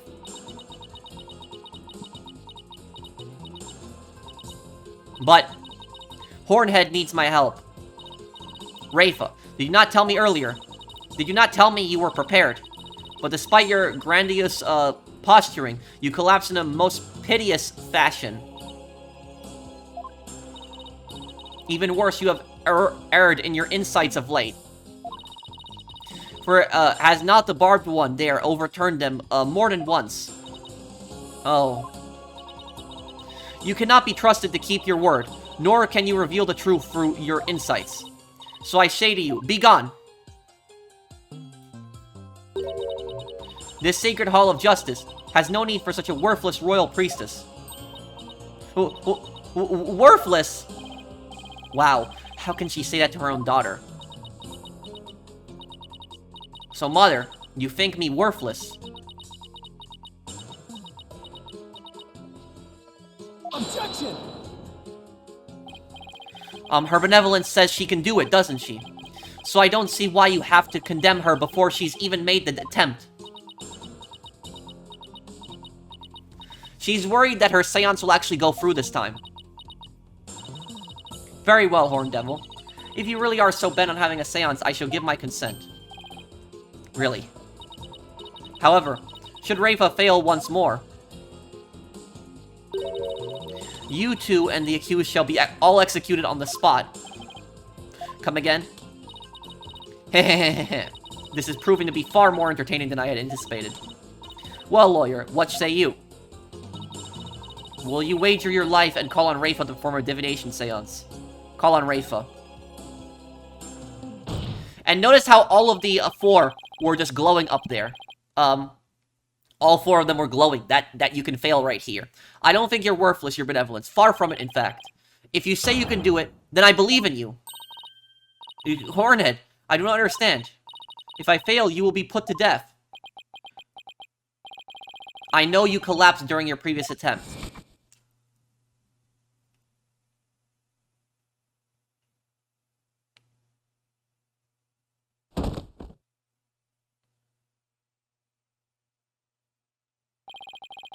I can't even imagine how terrible it must have been for you. But despite that, you are willing to try again. I have faith in that conviction, in that courage. My courage. So she was doomed to fail if she didn't have the courage to perform the séance. But it looks like she's got the determination to try again. Right. And that's a bet I'm willing to take. But, as Mother said, I've erred in my insights as of late. Not only have I failed to reveal the truth, I've also contributed to false accusations. Knowing that, can you still say that you believe in me? Objection! I wouldn't take stock in those words, your benevolence. Despite what your mother says, I don't think you've made any errors at all. Huh? In the trials I've been a part of here in Courtroom, I would have never proven my client's innocence without your seances. Because even though they didn't always reflect the absolute truth, the insight they provided served as vital leads to finding the truth. Vital leads. My seances. So please, your benevolence, try to perform the divination séance one more time. Objection!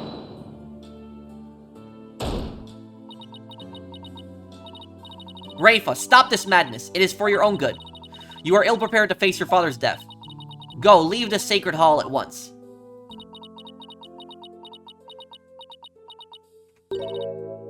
No. What did you say? I said no, Mother. For I am the royal priestess of Courtroom. I have no need of you now. Even if you do not need me, Mother. Hornhead and this Hall of Justice do. He proved that to me by risking his own life. It is because of him that I now understand. The divination séance is my sacred duty. I must fulfill it no matter the risk.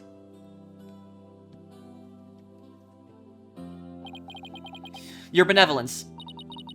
Mother taught me that the divination séance was a mirror reflecting, not but the truth. But I began to have my doubts after Barb had disproved the insights it offered. And now, I don't even know who or what to trust anymore. Father, Mother, even Nayna, I had believed in them above all others. But I finally know now. I know what I can trust.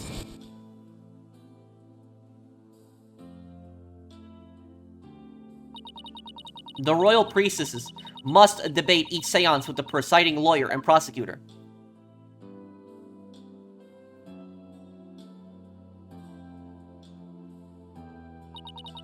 So that it can be interpreted properly. That is how I believe trials here in Courtroom should function. Therefore, the Hall of Justice needs me. It is my power that leads trials towards the truth. That is my sacred duty, and I will never shriek from it again. That right there, your benevolence, is the product of what you've learned in your struggles so far. The truth that you realize with your own strength. As my sacred duty, I must ensure that it is fulfilled. I must have the courage and resolve to see it through. Your Eminence, the royal priestess says she will conduct a divination séance. I see no grounds for you to forbid it. Unless, of course, you are worried that it might reveal something you find inconvenient. Oh. He got her good there. Mother! I'm done letting you have your way. Rayfa. You would actually rebel against me, your mother and queen. Though I am scared to see my father's death. I must face my fear. That is what Hornhead has taught me here today. Rayfa. I am the royal priestess Rayfa Padma Kurain. And I am prepared to face my father's death.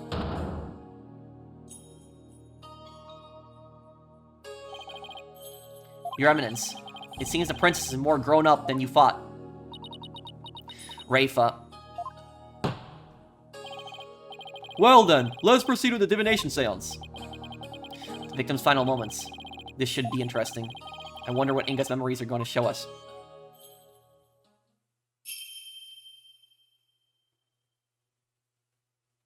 O Holy Mother, we hold this divination séance in your name. Let the eyes of everyone here be clear, and our ears be unstopped. O dance of devotion, guide the victim's soul to me, so that we may receive their final memories in the pool of souls.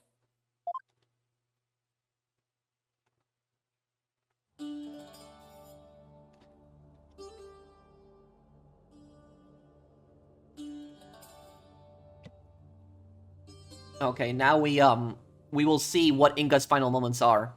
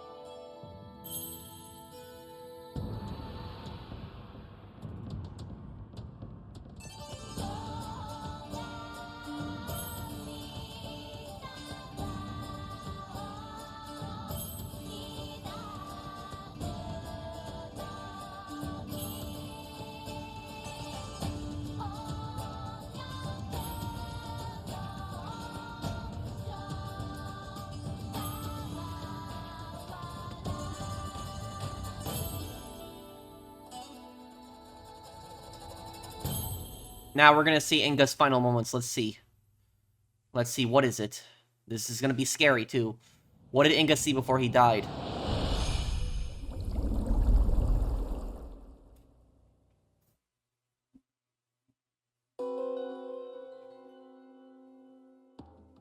This is in his this is his private... Wait, is this in the tomb?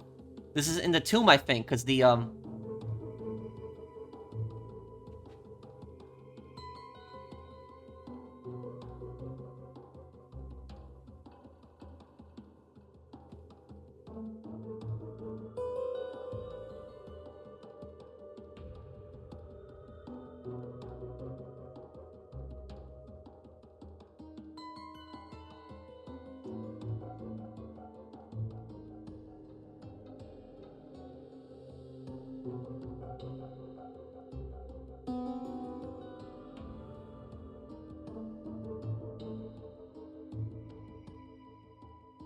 explosion and laughter.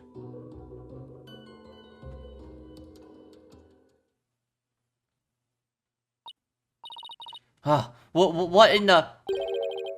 A faceless being. Yeah, Dhurke had no face. What the heck? His face is just like... the picture of the founder. Yeah, I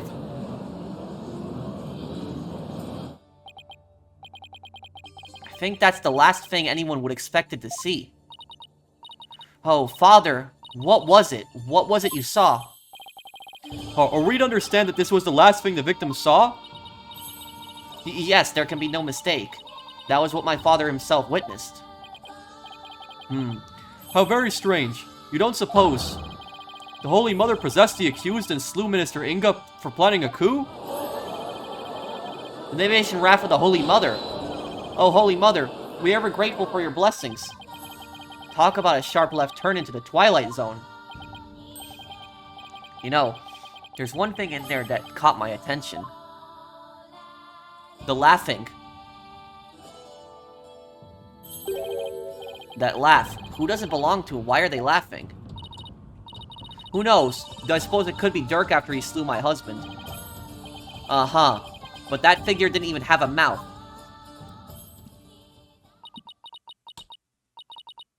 Oh. I think we're done here, lawyer. How so? You claim that Mr. Ingo was stabbed in his private quarters. And feeling no pain, went to that tomb where he eventually fell dead.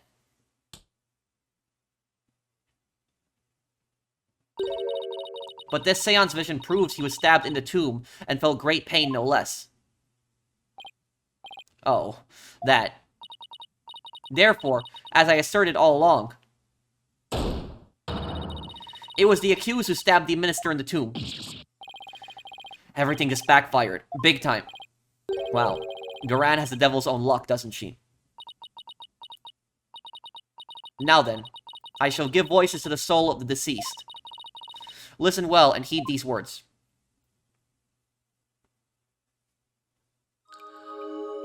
Insight. Rayfa's insight. At around 3 p.m., my father was waiting in the tomb to make the hostage exchange. He was drinking grape juice while gazing upon the picture of the Holy Mother. He had been waiting vigilantly when suddenly he heard Dhurke's voice. The next moment, he was stabbed in the back and collapsed. My father tried to shoot his attacker, but he missed and the attacker let out a laugh. So what now, Mr. Wright? It's up to us to knock holes in Rayfa's interpretations of Inga's memories. In other words, we need to prove that her understanding of them could be mistaken. Okay, I'll give it a try.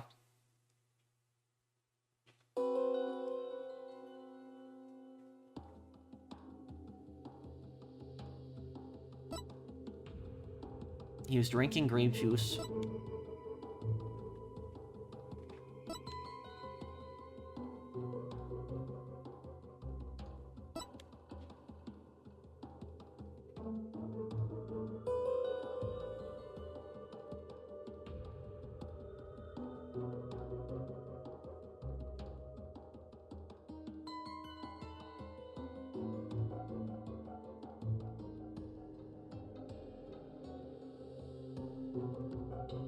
Yeah, there's no face.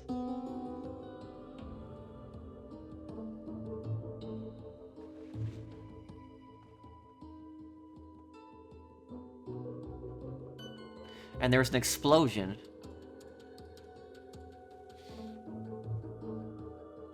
I have to basically find something that doesn't make sense with the,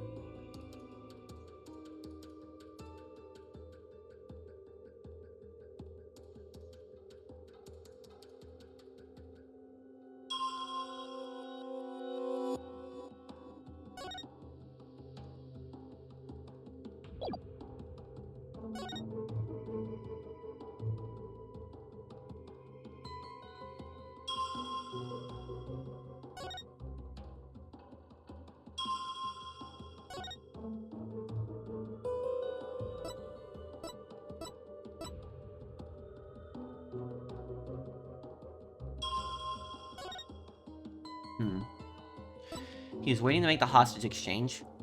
He was drinking grape juice.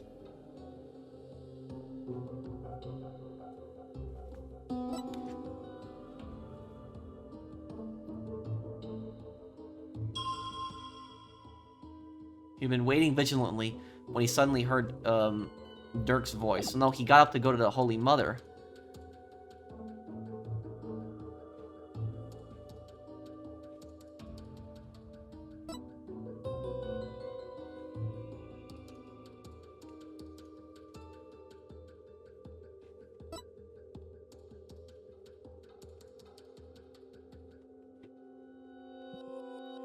Let me look up what vigilantly means again.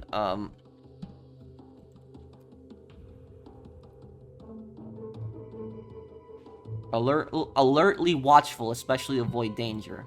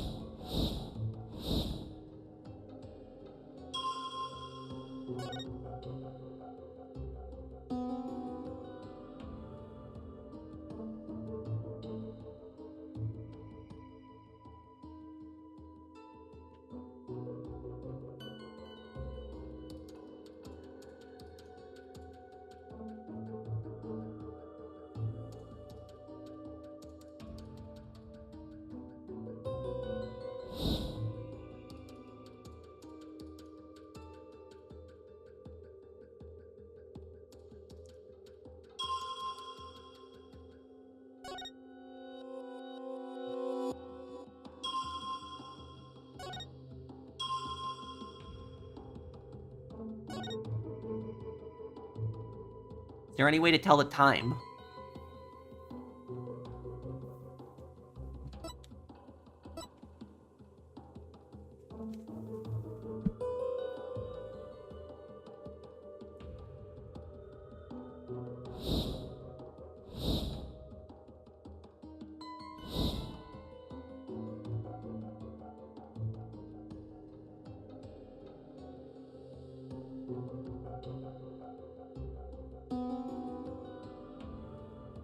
My father was waiting in the tomb.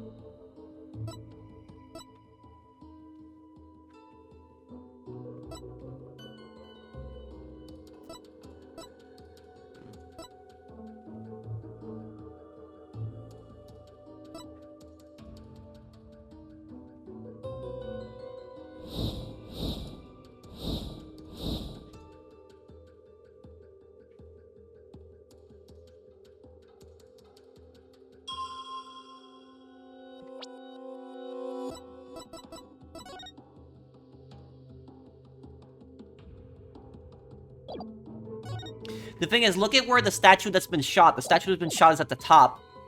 But where Dhurke is standing is nowhere near the statue.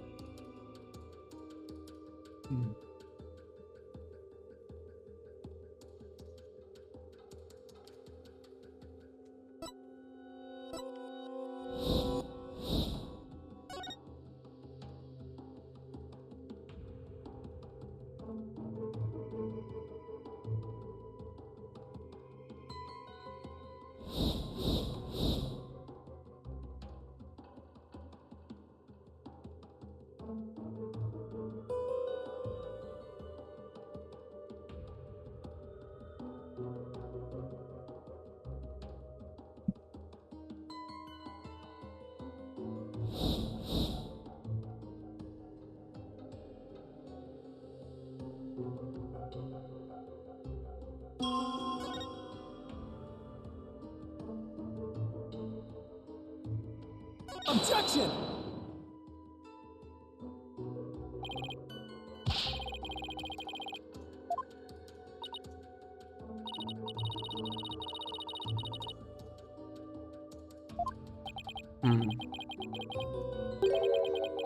Ah, great. Yeah, I made a mistake here.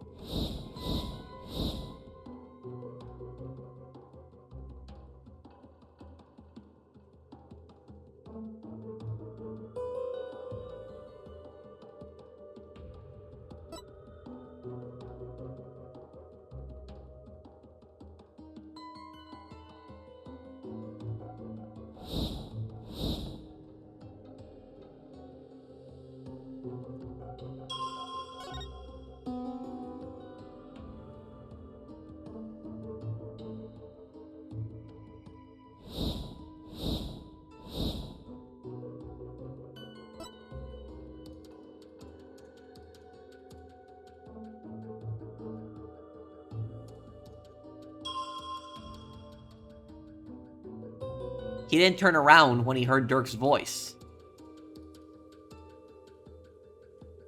Objection! Is that it? Yeah, he didn't turn around when he heard Dhurke's voice. Your benevolence, there seems to be an inconsistency in your interpretation. An inconsistency? Where? Mr. Inga is far too relaxed for what was supposedly about to take place. Yeah. When he heard that voice you claim is Dhurke's, he didn't seem the least bit alarmed.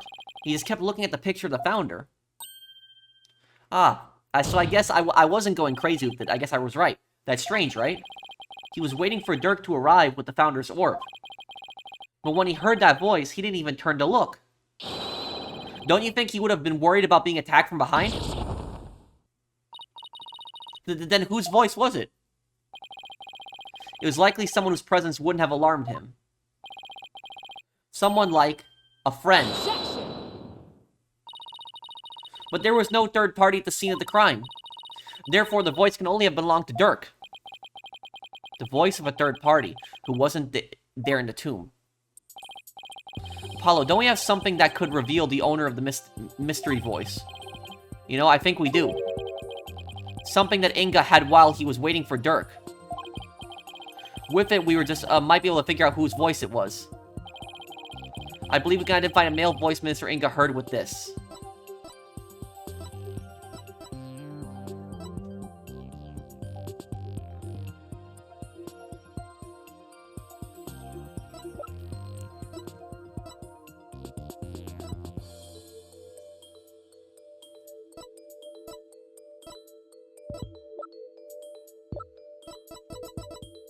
I think it's the pink butterfly pendant. Take that!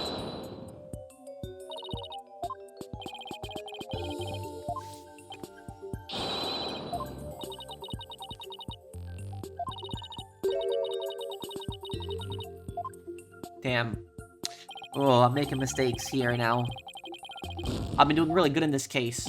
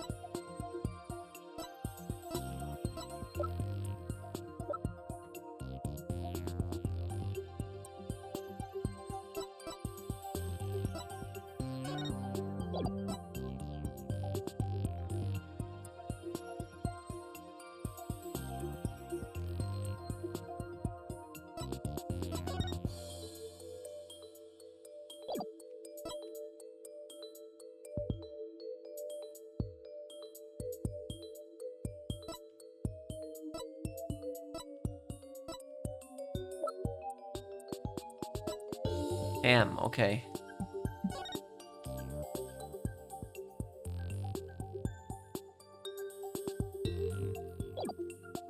The notes? Take that! No.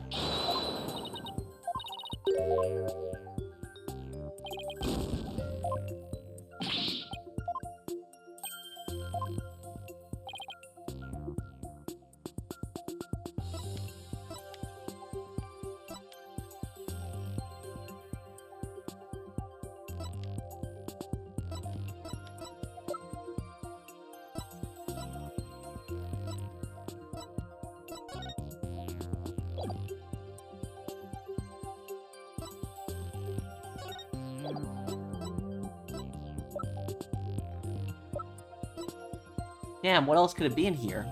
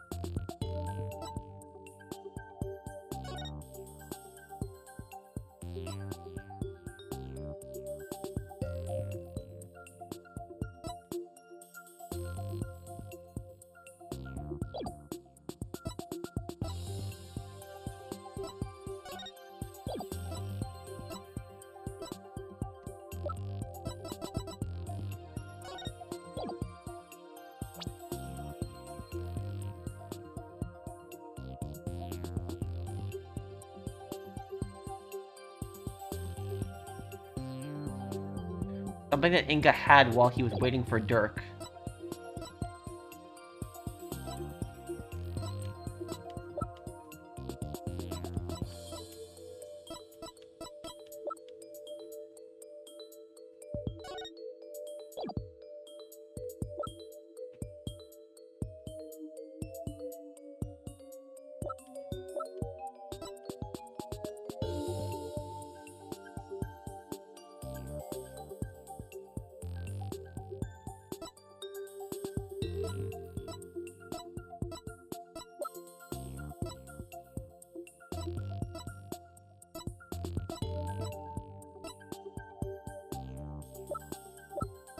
The button?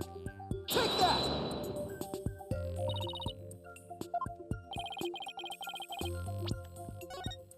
No.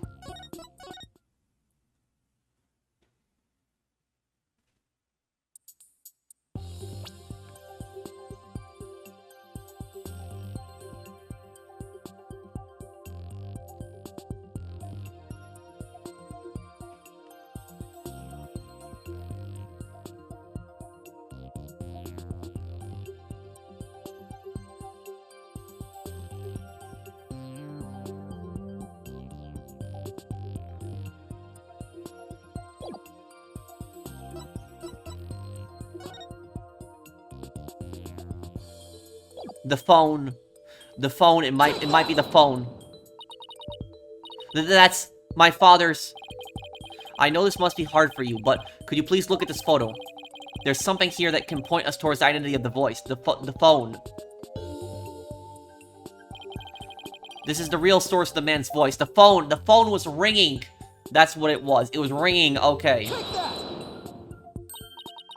A cell phone. Right. I believe that the voice the minister heard was of a call on the cell phone. I see. Well, that certainly makes sense. What is your eminence's view on this matter? I concede the possibility. It seems I must refine my vision.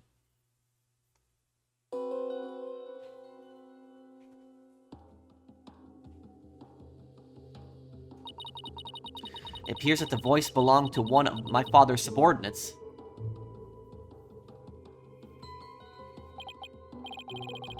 Why do you suppose he was talking to one of them then?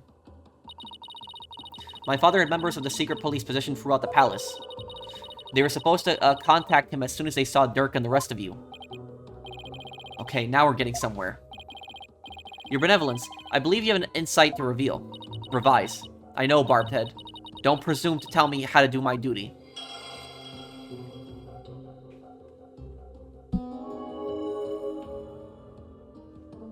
My father took a call from a subordinate at the palace. So the voice was coming from the phone. That's good to know. But there might have been other sounds coming from the phone. Sounds that could be clues. Let's take another look at Rayfa's insights and really focus on the various sensations. Okay, I think I'm getting the hang of this now.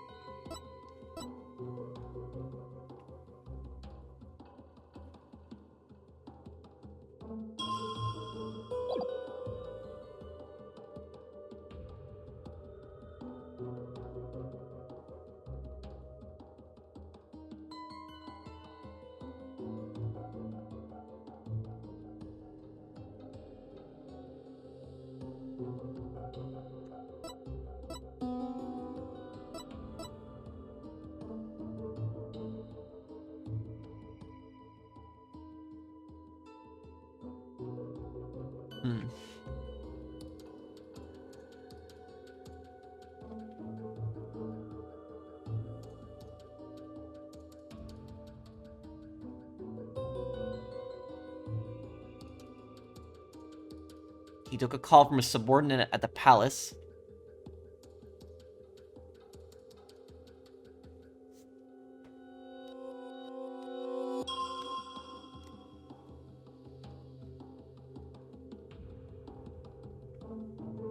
Dogs bark. Objection!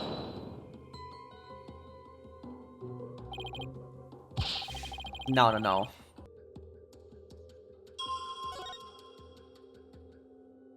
Lion's roar. It's gotta be this one then. I thought the dog bark meant that Shadu was near him, but... Objection!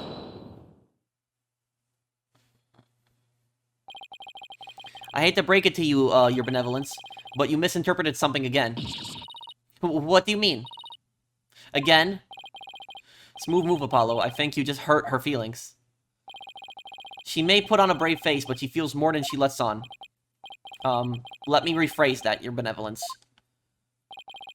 Your interpretation of your father's phone call to his subordinate at the palace is inconsistent with his final memory. What do you mean by that? A lion's roar could be heard over the phone. That's probably the warped bird. Don't you find that strange? You claim that the call was with someone at the palace. Yeah, right. But then the marketplace is the only place that has them, right? But let me ask you, do you keep lions there? No. The only animals at the palace are little birdies and my pet frog. Wait, that giant one in the front of the minister's house is her pet? Besides, there aren't any lions in Crane. We don't even have any zoos. Rather sad state of affairs, I'm afraid. Well, I remember hearing a sound like that. The lion's roar coming from the phone is actually from something hanging out in the bazaar. Isn't that the cry of the warped over in the bazaar? Ah. Your Benevolence, do you think you can clarify the voice for me? Very well. I will now attempt to further refine my vision.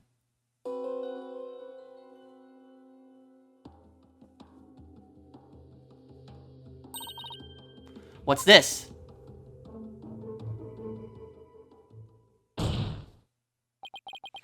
Just as I suspected. It was the call of a warped. That means the subordinate Mr. Inga was talking to was in the bazaar, not the palace. But why is it important where the call came from? What significance could it have? She's right. It is important to know where the call was from. Is it important to know where the call was made from? It's very important. It's actually very important. Knowing that the person on the other end was at the bazaar means that the loud explosion might not have been the sound of a gunshot. But I can think of no other item that makes such a noise in the area. Go ahead, Apollo. Tell her. Tell Rayfa the real source of that sound. The firecrackers that Dad's had. Well, Hornhead, I'm waiting. What was the true source of that explosive sound? Albi's statement. Dad slept out a bizarre manhole, got yelled at by a dog in a warp, and then threw a firecracker. This. Take that! What is that? It's Albi I'll be your guide statement. In it, he claims that Dats Arabal threw a firecracker at him while he was at the bazaar. Then... Yes, the sound heard over the phone was a firecracker exploding. Ah! Objection! And yet, a bullet was found at the scene of the crime. A bullet fired from Mr. Inga's gun. How do you explain that? Well, we don't know whether it was fired during the course of the crime, right? Or do you have any evidence that proves when the pistol was discharged? No, I have none. Wait a second. If that loud bang was a firecracker, then could that laugh at the end have been... No, it can't be. Oh, it can, and it is. The laugh came from none other than...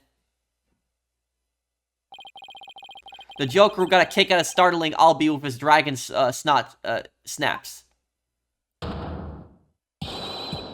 That happy-go-lucky Dats Arabal. What? Someone should really put a leash on that guy. I shudder to think how one man can be a cause of so much trouble.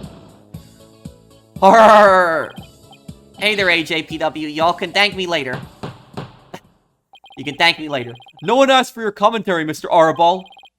Your benevolence, do you need to revise, your insight? It would appear so.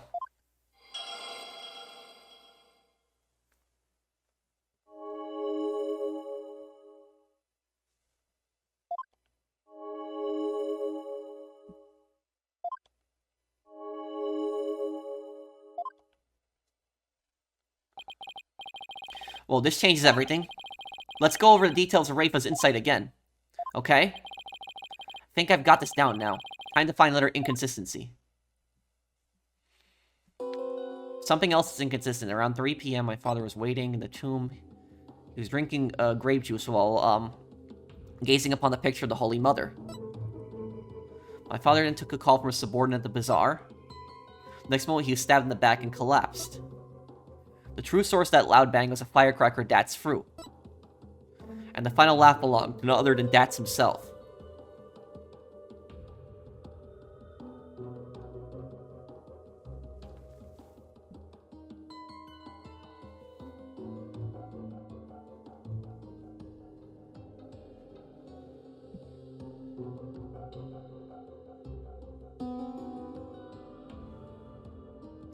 Because look at where he's standing, where he's aiming the gun. That's not where the the bullet went. The gun was fired after the murder.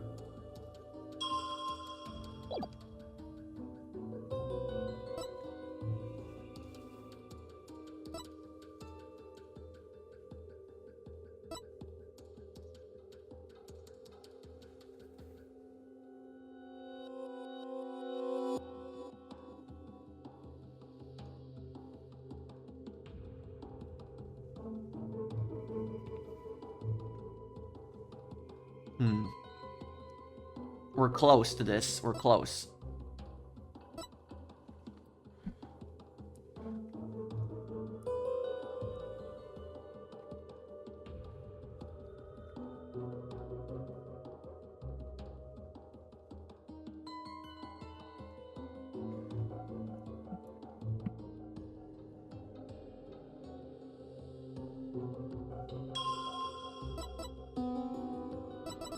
Wait a second. It's the time. The time makes no sense.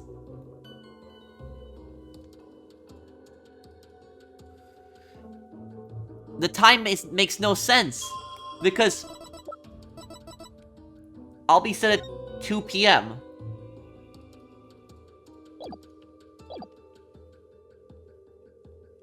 But what do I mark here now?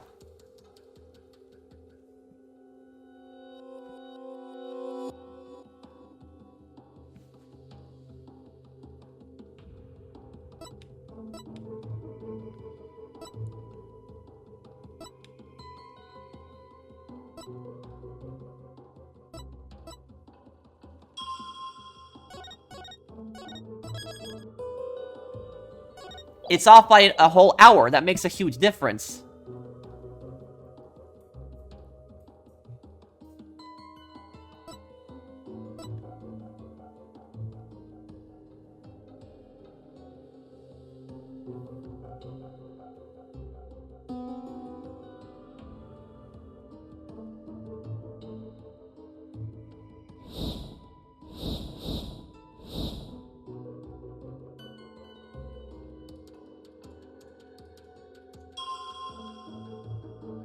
Dogs bark. Objection!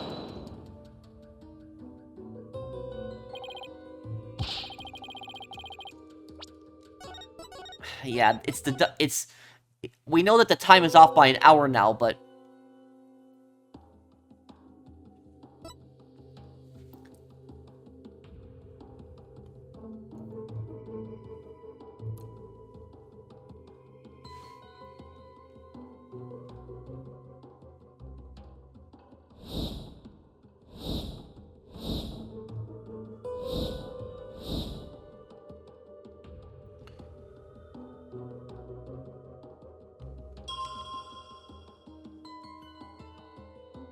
Objection!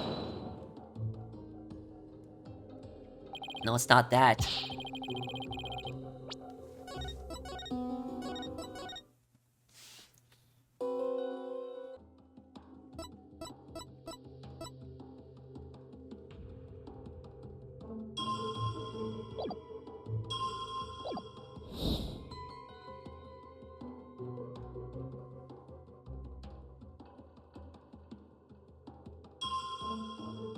Objection! So is the explosion. I thought that we could use the dog barking also to prove. Because technically we could use the dog barking to prove that it was 2 p.m. Your benevolence is a glaring problem with this insight, so he was killed 1 hour beforehand. There is! You stated that the murder happened at around 3 p.m., which is right around the time my client arrived on the scene. However, now that we know what the source of that loud bang is, your insight conflicts with a certain piece of evidence. I suppose I have to ask the obvious here. What evidence conflicts with the claim that the murder occurred at 3 p.m.? Albie's statement. Take that! Albie or guide statement. Again. Yes. Because, to summarize what he said, at around 2 p.m., Shadu was surprised by a firecracker and ran into the palace courtyard. Around 2 p.m. That's right, 2 p.m. Not 3 p.m. Ah! Are you suggesting? Oh wow, I never seen her this angry now. What the hell's wrong with her? I think you know where I'm going with this. That's his laugh, the cry of the warped, and the bang of the firecracker were all heard right before Mr. Inga's death. Thanks to Albie's statement, we can put a definite timestamp on all of these sounds. Therefore, what this vision shows is that it's extremely likely that the deceased's final moments were at 2 rather than 3 as we had originally thought. Dare I ask? It means the murder took place a full hour before Dhurke entered this tomb. Polkunka! How can this be? Are you saying that I, the very personification of law, have been mistaken? Now you see why justice will always prevail.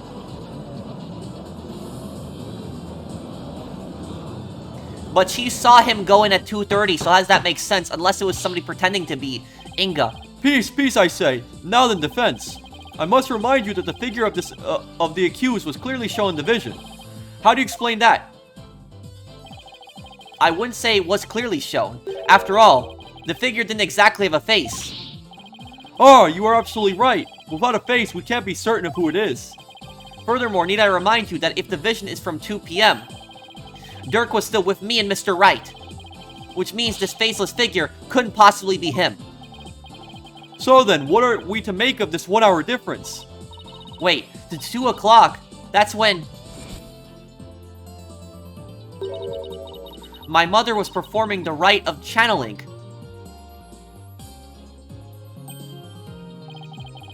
The palace guards had all been reassigned to guard the channeling chamber for the rite. Don't tell me. The royal residence. It would have been virtually unguarded. Which means the real killer could have easily slipped unseen into Amara's tomb. Defense, are you saying that this is someone disguised the accused? That's exactly what I believe, Your Majesty. Objection.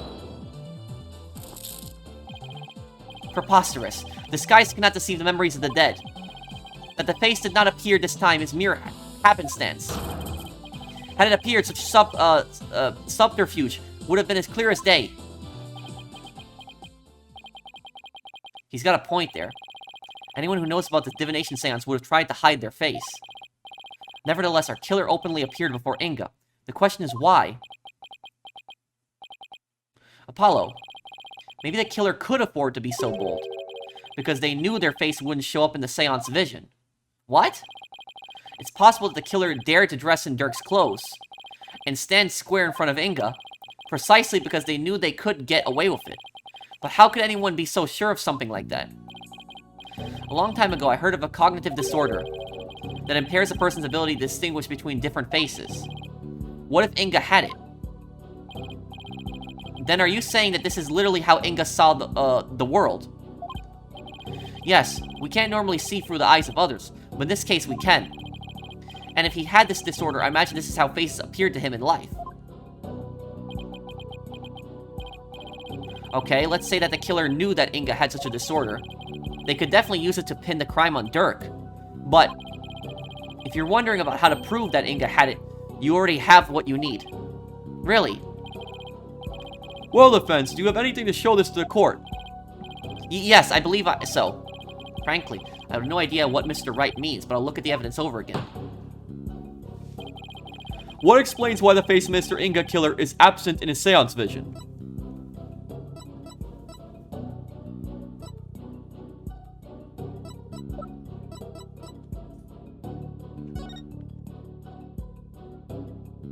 Long hair, eye patch, blue clothes. The notepad. Take that! A notepad? Yes, it was found in Mr. Inga's room. And it holds the answer to what we're looking for. As you can see, it's filled with detailed notes on various individuals. What kind of clothes they wear, hairstyles, and other discerning physical characteristics. And this is connected to the faceless nature of the killer, how? The vision we saw was exactly what Mr. Inga saw with his own eyes. It is he who saw the killer as a person without a face. In fact, this is how he normally saw everyone around him. What's this? I believe Mr. Inga had a disorder that prevented him from recognizing faces. It would explain the faceless being. And why he needed a notepad full of people's physical characteristics. Now that I think about it, my father was always terrible at remembering people. By simply changing my hairstyle, he would fail to recognize even me. Your Eminence, you knew that your husband had such a disorder, didn't you?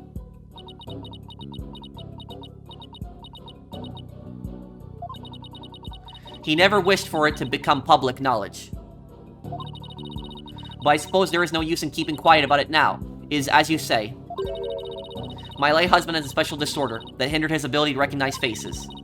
The medical term for it is prosopagnosia? Is that a real disorder? I gotta look this up. Let me see.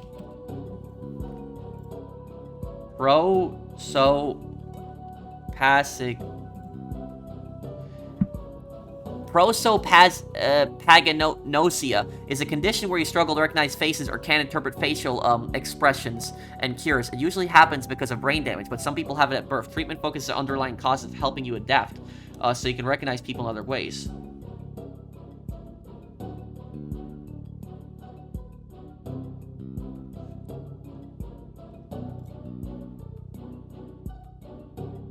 People with prosopagnosia can see faces but have a difficult time recognizing their identities.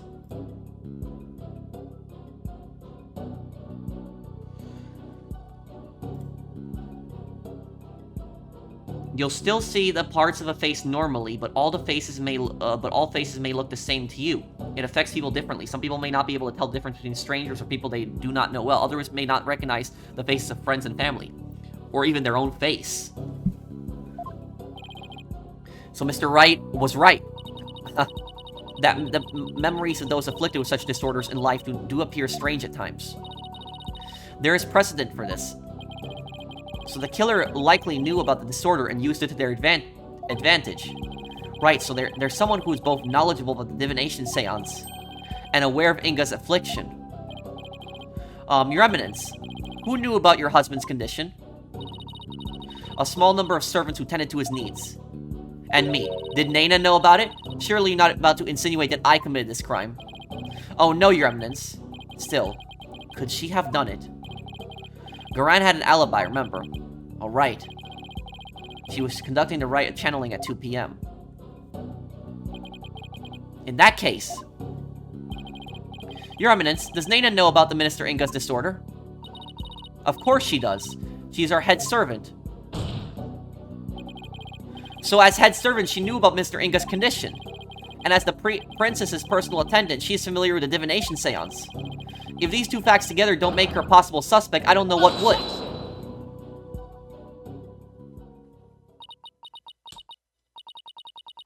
You witless lawyer, how quick you are to forget the facts.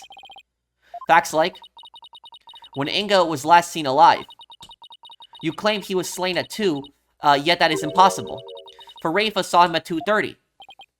Yeah, I brought that up earlier. Why, we did completely forget about that. No, there must be some mistake. Heh. So you see, the murder could only have happened at 3 p.m.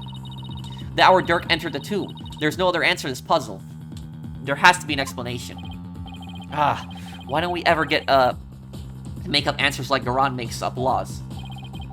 Guess it's back to square one. Where did we go wrong? I don't think we're the problem. We just seem to be short one piece of the puzzle. Our deductions so far explain everything to a T. Everything except for Inga's insight at 2:30. I see, and without that final puzzle piece, all our deductions fall apart. Apollo, if Inga's sighting is the only anomaly, we'll just have to find a way to make it fit into the bigger picture. Kind of think outside the box then, right? Let's see. It'll be impossible to see Inga walking around after he'd been killed. But what if there was a way to make people think he was alive, even though he was dead?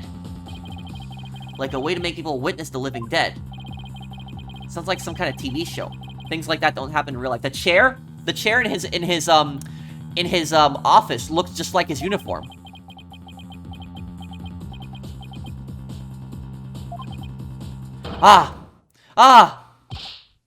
Apollo, did you just... I did. I figured it out. I know how to make people witness the living dead. Your Majesty, our deductions weren't wrong after all. Despite Mr. Inga being murdered at 2 p.m., he was seen heading into the tomb at 2:30, and I'll tell you how. I certainly hope you will. Because I have no idea what you're talking about. Wait, could she have channeled Inga's spirit and then walked in? The Minister Inga, her benevolence saw was... someone channeling him. It was a deceased being channeled. It's the only way a man who was already dead could have been seen by her benevolence. Channeled, you say? That's right. And there are only 2 people capable of spirit channeling here in Karain. Her Eminence Queen Garan and Maya Fey. It's possible that one of them was channeling the Minister. It would seem that you are even bent on making me party to this crime. Prosecutor, what was I doing at 2:30 p.m., the time at which my husband was seen? Eminence, I believe you had completed the channeling rite, and were having tea with the king of the neighboring realm. There would have been many attendants there too. Nayna has to keep up with her schedule too. What doesn't she make him do? Then that leaves only Maya. Yeah, it does.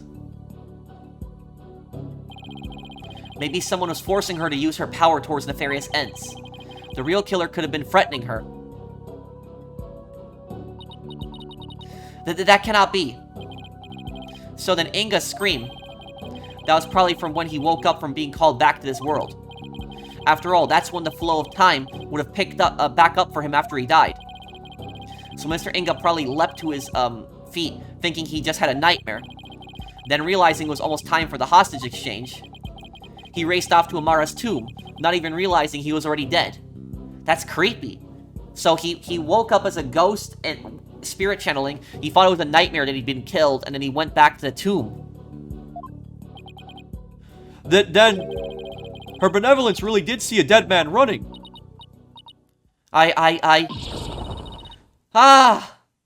That's really disturbing. Using the sacred power of spirit channeling to commit a crime? How can this be? The defense calls Miss Maya Fey to the stand. Well, Your Eminence, will you allow a new witness? It matters not. Either way, this lawyer shall soon know the truth. He will know just how much of an imbecile he is in the face of my infallible arguments. Insult me all you want, witch, but you'll be eating those words when I expose the truth. Very well. Let us adjourn until the next witness is ready.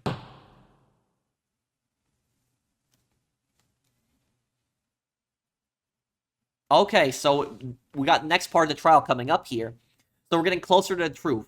So thank you guys for watching. I hope that you guys enjoyed this part. If you did, do drop a like. I'll have the next part for you guys as soon as I can. Take care, everyone. Have a wonderful day, guys.